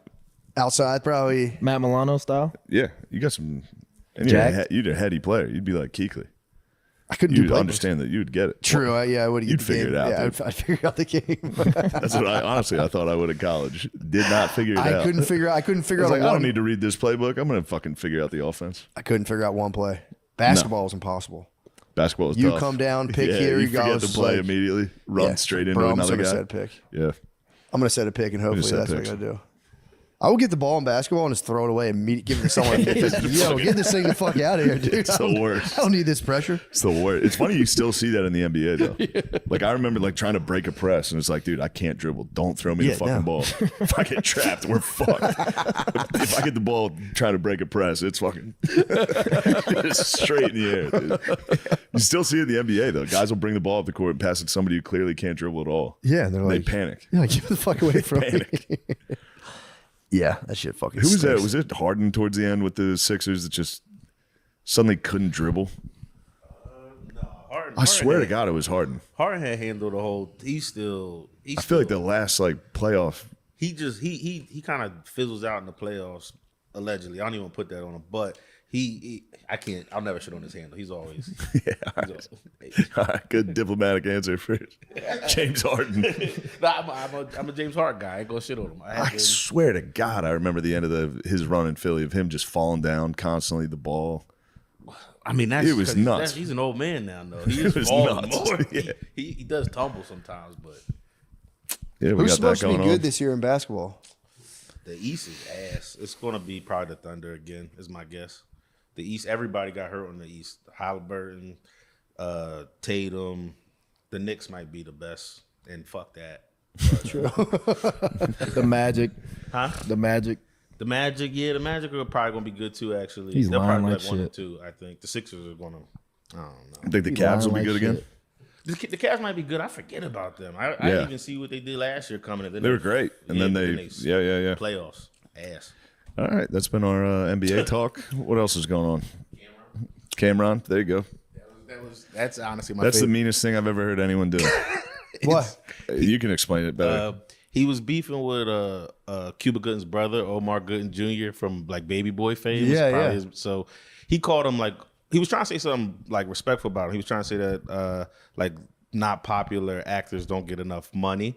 And he mentioned him and he called him Omar Gooden Jr., but he's not a junior. So he got like butthurt about being called a junior. Super dumb reason to get mad and made diss tracks at Cam that aren't for real, they're kind of fire. But then so Cam, instead of like doing any like rapping with him, he got him for like a movie that doesn't exist. He booked him for a movie and had him like film a whole like scene for a movie, flew him out to Miami, paid him for it. The movie's in Spanish. The people are talking shit about Omar Gooden in Spanish, like in the scenes. Dude, they're calling him like a fat Cameron's. bitch. They're calling him fat. They're calling him like a fat bitch and a Cameron's pussy ass nigga. evil. And then That's some it's OD got shit. Cam in like a room where he can see everything film, but he's like, look at this fat nigga with his titties out, just saying the meanest. He punked him? He punked him. He for real punked him. No. It's, Did he reveal the punk at the end, or he just? not to like he revealed it like yesterday. He just showed it on. Yeah, he tweeted. He did it like a video on Twitter where he's like, because he did another diss track like unprovoked, and he was like, see, I wasn't even going to put this out. I did this for me. Like, I was just having fun doing this, but he's got him signing the paperwork where it's like it's his footage, so he can do whatever with it. It's so really funny. mean. It's devastating. It's really funny though. He's like, nigga, you was on the dollar menu. I got you for nothing. Kid might be the funniest. Yeah. And it was Omar. I didn't know Cuba Gooding Jr. had a brother. He keeps Omar he doesn't let everybody know. Like, I didn't know that was his brother for real. I didn't know that either. I know now. exactly who you're talking about. Yeah. I didn't know that was Cuba Gooding's brother. I had no idea either. He doesn't like the junior. He should associate with him more. It might help. That's a crazy reason to get butthurt. I think he was more so. I think he was getting butthurt over like lesser known actors than Junior. Yeah, probably. But Ken was trying to say like he's a good actor. He should get a little bit more of a bag. And then he turned on him and he was like, well, if he had called him Cuba Gooding Jr., I could see him getting mad about that. Hit it with the double junior. Double junior.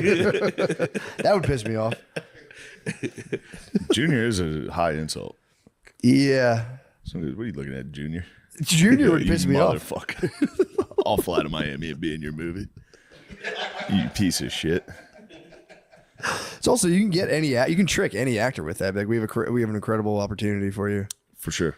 Yeah.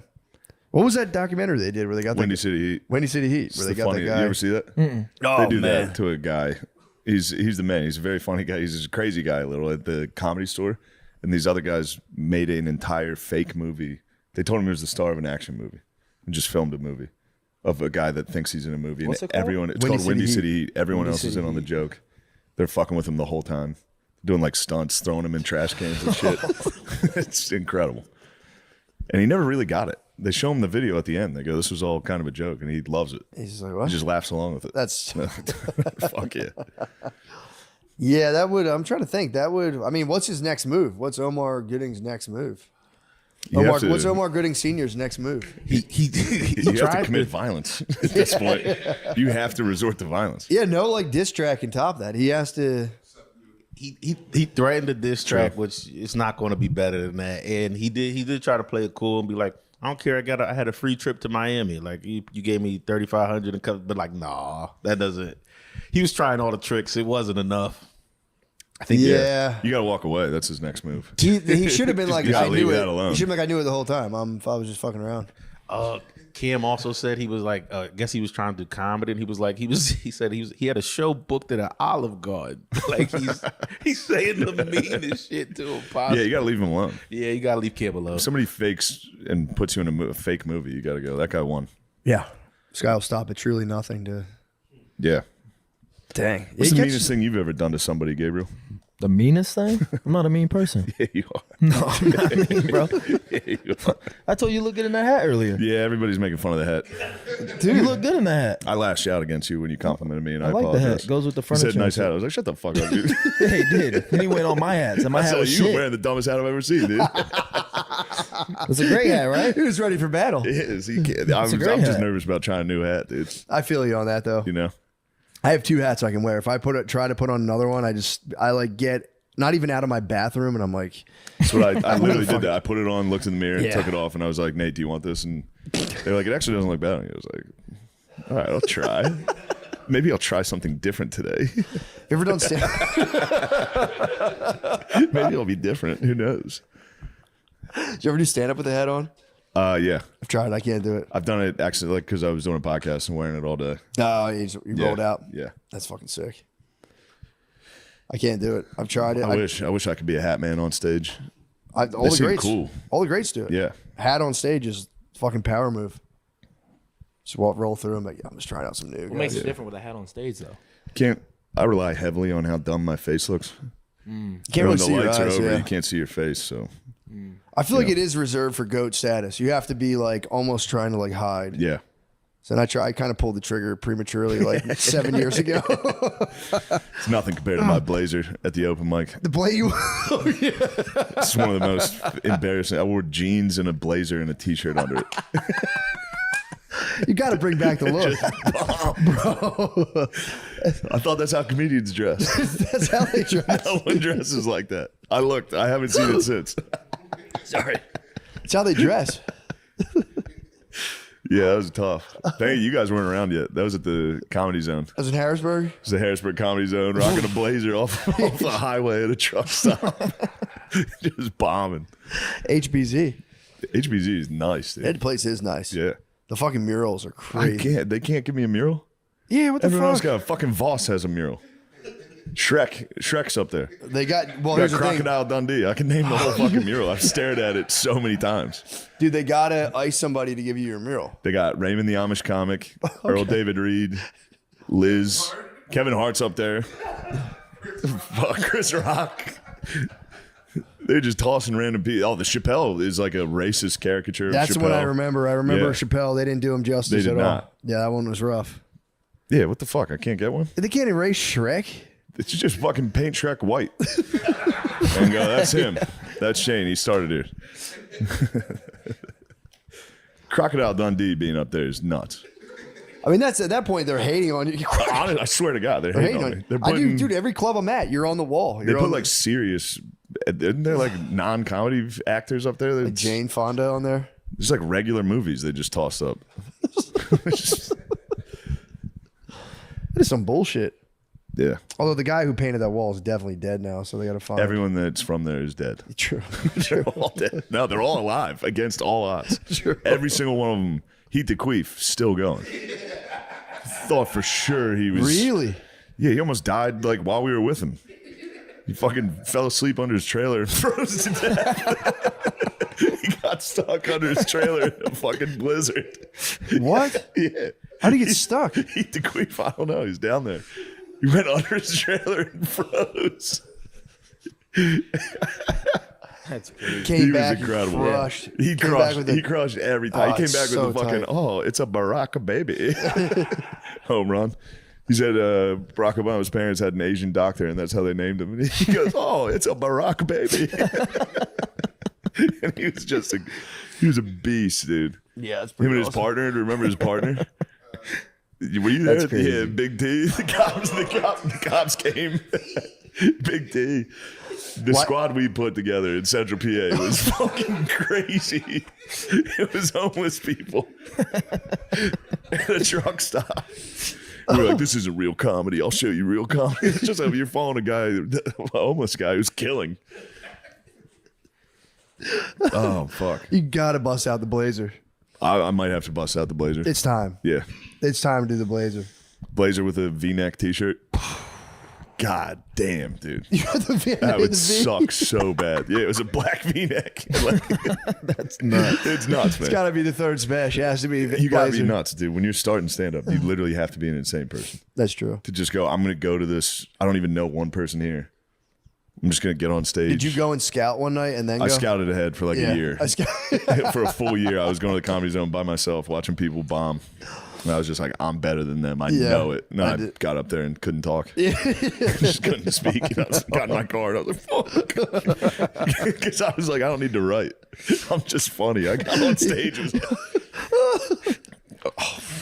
just fucking left. I was like, next time I'm going to write. Like 2 years later, I went back.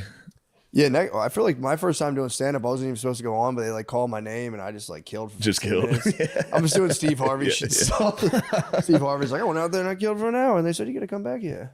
I never, Guard Dog, when was your first show? When did you get up there? I tried it once when I was 20 in like a coffee shop on Temple's campus. That's a tough one. It was tough, but it was very fun, and I have a nice memory because Chris Markel was there. Nice. He was hilarious. He was so funny. He had a Sunny D bottle filled with water, and he pretended that it was his penis, and he was squirting it at everybody drinking coffee. He was not afraid to use props. It was awesome. He was very funny with those props. It was also funny when he disappeared for a year and he came back. I was like, what happened? He goes, I got chased by the cops on a dirt bike and got arrested. He also made props, other people's props, go into his bag at the end of the night. He was not afraid to find some extra props lying around, like iPhones. Whose phone did he grab? I think Mecky. He got Mecky's phone. He got the Mexter. Beast. The funniest kid to get, yeah. So funny. Yeah, he was the man. Yeah. Oh, man, I miss those Harrisburg Comedy Zone days. Yeah, it is fun. Especially the first like couple years. Once you're like, I'm about to get $40 to do 10 minutes. It's at a winery. It's going to be sick. Winery shows were awesome. Yeah, they're sick. Yeah, that was, especially when you start doing good in the open mic scene. You're like, I'm the fucking coolest guy that's ever lived. On Thursday night, I get to go to one place where I'm actually cool. You get to be mean to all the new people. You fucking suck. Or if somebody's good, you're like, he's a fucking bitch. Yeah, that guy's a bitch. I don't even like him. He sucks, dude. He's stealing everything right there. That's a Daniel Tosh joke, just so you know. Everyone's stand-up's pretty It's loud. for real cauldron of hatred. Y'all go up there and do it for $40? That's a good night. Dude, you'd be stoked to take that 40's home. crazy. Yeah. Yeah. Yeah, that's good. Yeah. I think you saw me do that last night. No. Yeah, I think that was $40 or $50. Where'd you cop 40 from? Probably the mothership. What's that? I just At the LB or the Big Boy? Big Boy. Big Boy. Oh, really? Yo, pump it up, bro. Nice. Yeah, it's Nice. generous. Yeah, that's way more than $40. Oh yeah, it's Rogan does that. Yeah. Every other like the true. The seller's like on a weeknight probably 50. Yeah, Rogies. So what's like the process then, like in the comedy world, to get like to the top? Like I don't. You just keep fucking backstab conniving, everyone. Backstab conniving. Start a podcast, get fired from SNL. It's the only way. Yeah. That's what I tell every time like a host has asked me like, yo, for real, like I started a podcast, like how do I get traction? I'm like, dude, here's what you gotta do. I was like, do it for like 5 years and then pray to God your co-host becomes really famous. And they're like, all right. Just find someone you think is funny and just go, dude, I hope you make it so bad. You watch the light just drain out of their eyes. They're like, yeah, that's it. That's all you can do. You gotta, you just get lucky. You keep doing it. Yeah. But yeah, at first you gotta be, me personally, I had to be like depressed and shameless. Because when did you start? It's really embarrassing. When did you start? I was 21, 22. Yeah. I was 21. Yeah. Same thing? Yeah, around 22. Yeah. 21. Start popping off around like your 30s? No, the whole time it's fun though. Because you get little. I'm saying pop off like. Yeah, I was like, I'd say 31. Yeah. 30. Yeah. But like the whole time there's like a little 39. thing where they're like, they're like, you get to host this weekend and you're like, holy shit. Oh, it's crazy. I'm getting $25. And then you get to tell everybody around, like, I get paid. Technically, I'm a professional. Yep. There's just little things all the time. And then you're like, I'm going to be a feature someday. Yep. You get to do that. And the first time you have to drive anywhere, you're like, I'm on the fucking road. This is crazy. Road trip. I blew it, dude. Earl David Reed took me to Pittsburgh, to Mars, Pennsylvania, and I was like, bro, we did it. I was watching like Entourage. I was with my boys. I was like, yo, you guys are coming with me on the road. I got a hotel room in Mars, Pennsylvania. Got out there. Four Locos had just come out. Got fucking literally blacked out before the show.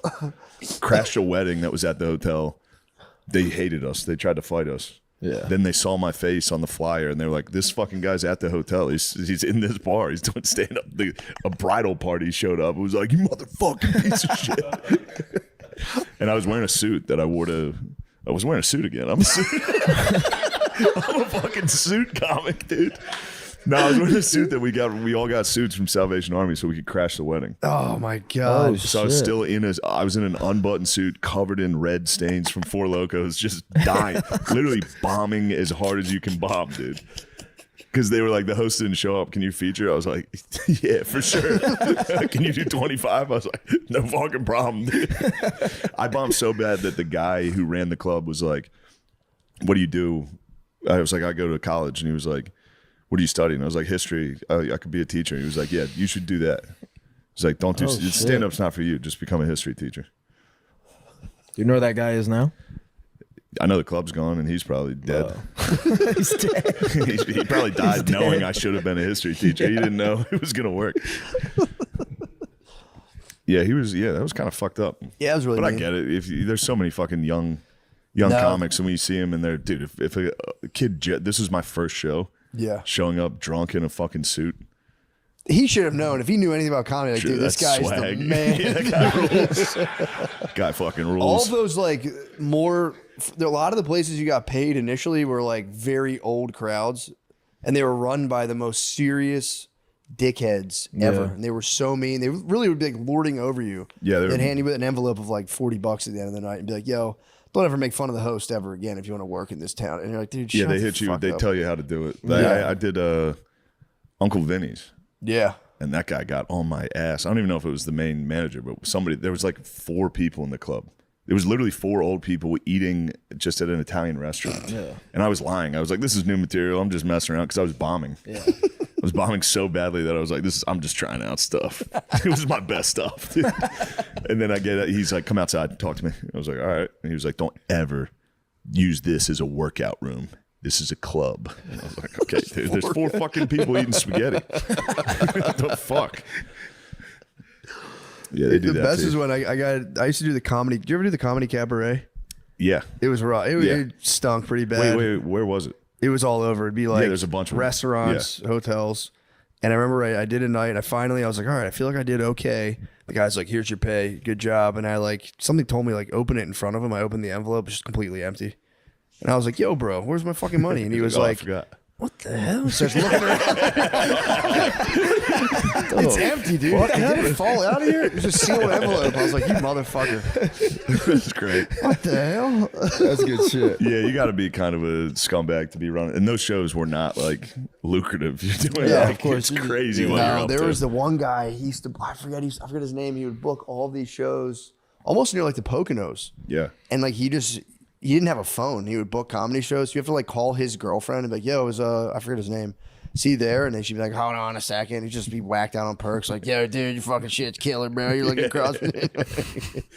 Never. Actually, I guess those guys did probably make some money. Some of those, you get 200 people. You can make like $10 a and you real pay the quick fucking comics. 800. You make a nice 800 and just kind of there's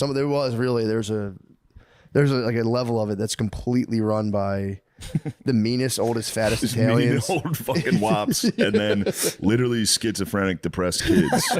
That's a crazy industry. Yeah, but you get little things the whole time that make it. Yeah, of course. Like the coal hole, that was a big one for me. That was the best, bro. It was like the first time I ever headlined. We drove up to the coal region in Pennsylvania, did a empty church.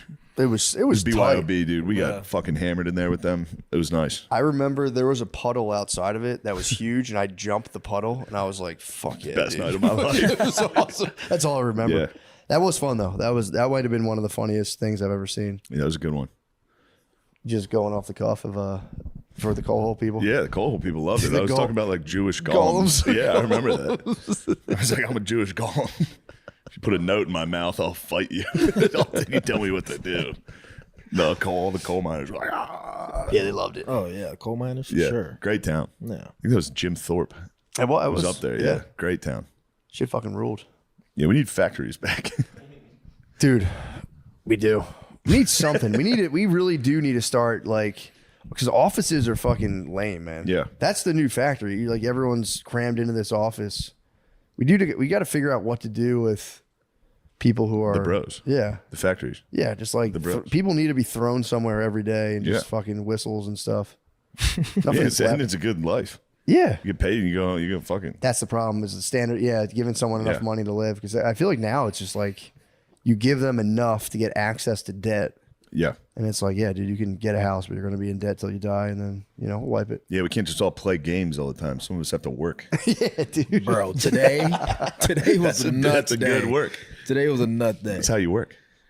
We got in the pool together. Clocking in right now. Yeah, we all hung out. We watched him play. It was a good day. But yeah, you work He World War saw II a day in the games. life, dude. Did he really? saw World War II Bro, games. I was like, the there's pool no for a way he while. does this every day. Lay in the pool for a Playing while. video World games, War lay II in the games. pool. Yeah. It's a good day. It was Buddy, good that we did. he's a mental worker, dude. You never. The whole time I'm playing the game, I'm going, oh, that's a good bit. Got another one. I'm not thinking. I haven't thought once today. Yeah, I wish someone would blow the whistle and stop me from thinking. That'd be nice. That's what. Yeah. Yeah, true. That's all it is. That's what football. That's what sports are. That's why I like sprinting. Yeah. When you sprint, you just stop sprinting, and I like being underwater. Being underwater. Being helps. underwater, dude, you stop thinking completely. Yeah. Just lay underwater. Everything gets quiet. You go down there. You go. Dude, I give it to my kids all the time. I'll be in the pool with them. I go, disappear. 30 seconds, pop up. I'm like, yo, that was awesome. The pool was ruined today. There were some wasps. The wasps were getting us. Killing the vibe. They harshed Yeah, it. they were killing the vibe. What kind of wasps are you working with? There was little tiny guys that they always drink out of my pool. They're okay. All right, they're skimming. Yeah. Then there was a monster. What color was it? This is black. Black and It orange. might be a mud dauber. They're not really aggressive. They look scary. No. Then a big fucker, the biggest fucker I've ever seen showed up. Yikes. And I don't think it was a wasp, but it was. I don't know what that thing was. I think it was a horny. It was like a locust. Nah, It was nah. like It was like a, yeah. It was a football. It was. Yeah, it was huge. That's kind of fucked up. Yeah, I have those mud daubers in my house, and I looked them up. They're not real. They're like the black wasp with like the super detached like body, and they're like not it's that aggressive. one. They're not aggressive at all. Yeah, it was that guy. He seemed aggressive. He was fucking getting in everyone's face. No, yeah, maybe so. They're just They're like this big. They're huge. They're okay. This Is it a thing was hornet huge. or Bro, is it a no? It dauber? wasn't a hornet. Skinny boy? Yeah. He had Yeah, a long, skinny thorax. They're detached thorax. You're right. And usually they only attack if you fuck with their nest. We have them in my like attic. Yeah, you got to just And let them live. they like get lost and they end up in my house every now and again. And you just open the door and they fly right out. Okay, they're dumbasses, dude. Yeah, fuck them. Yeah, they like. What do they do? Oh, they like eat bugs and then feed them to their like babies in their little nests. So they're good That's for nice. pest control. They're good for pest Yeah. control. They were having a good time. But I can't believe the mud dauber is getting in your face. They were on us. Dude, I had dreams last night. I had 2 ferrets. I woke up salty that wasn't the case. Fuck. They were so sick. I had a mom and a baby ferret. And I all night just played with ferrets in my dreams and woke up. And I even showed my daughter. I was like, you ever see a ferret before? To see if we can start getting See if she can get a ferret. She's into them.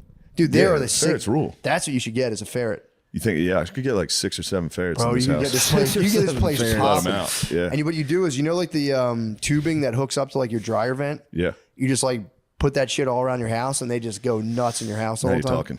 Bro, I'm telling you, 5 tubes lining this fucking ceiling. Yeah, a little About skywalk. 10 to 15 ferrets. Just going crazy the whole time. Can't sleep at night. There's ferrets running, sprinting through my room. They would chill. Yeah, well, you Chill. could They would get lock on them my down. schedule. You could lock them down. They'd get on my schedule. They would. They'd be so stoked, Just dude. chilling on the couch watching fucking Hold Fast. Bro, I'm telling you, watch some ferret videos. I lived one for like a night last night. It was fucking awesome. That is awesome. I don't know. Yeah, I was like, I don't know where it came from. I haven't been thinking about ferrets. You know the difference between a ferret and a weasel? What's that? Weasel's wild. Same animal. You're crazy. I swear to God.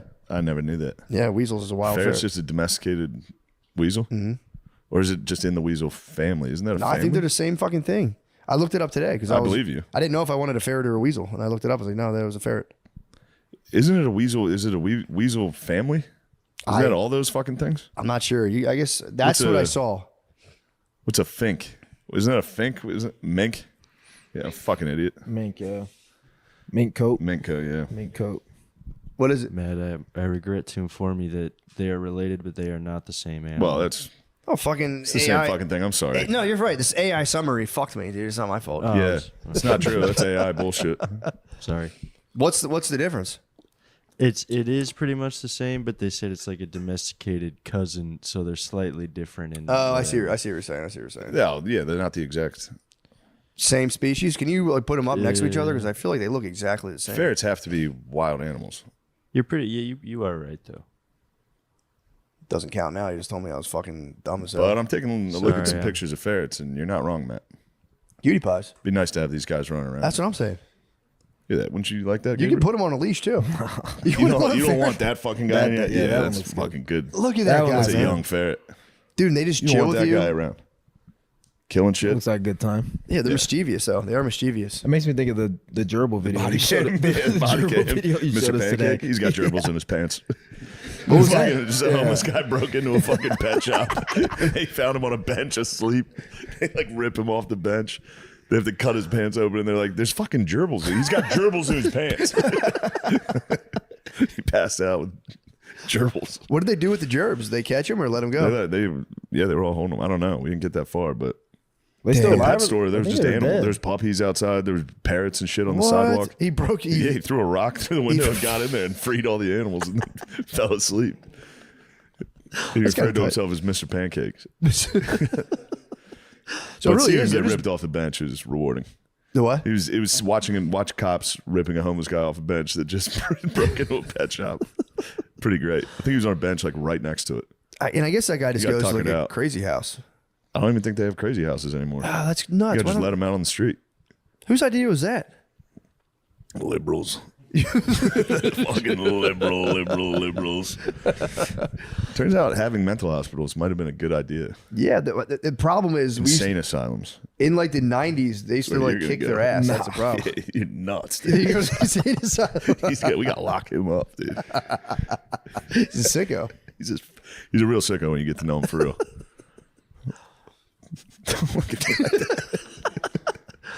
I just keep thinking of last night. That's why.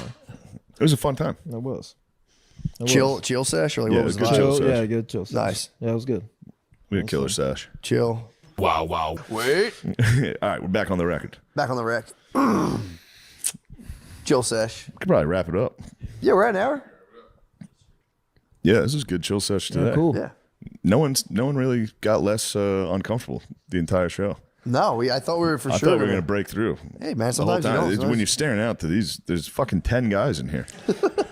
Everyone's just looking at you. I know. I didn't like looking over there. I had to It's keep like looking this uncomfortable way. everyone's just I quietly. keep looking this way. Look at interrogation. Yeah. Well, good stuff, Matt. I wish you the best in the race. Dude, You're gonna thank you, fucking man. torch him. Dude, I think Thank I'll you. do my best. That's all I can do. And if it turns out you're lying about this hat, and I just find out that people were making fun of me for wearing It's this, not my fault. that is definitely your fault, dude. I No, would it's have never not. worn it. I think it's a good It's hat going on to you. the bees no matter what. But you broke my That heart hat today. does You have to broke go my to the heart bees. today. Obviously, it's a bees hat. I was giving you a compliment, and I Matt. thought about how much the bees would love the hat. Simple and plain. Simple as. All right, Gabriel, do you have anything to tell us? No, appreciate y'all having me on. Yeah, was fun. it's a long time coming. It was good. Yeah.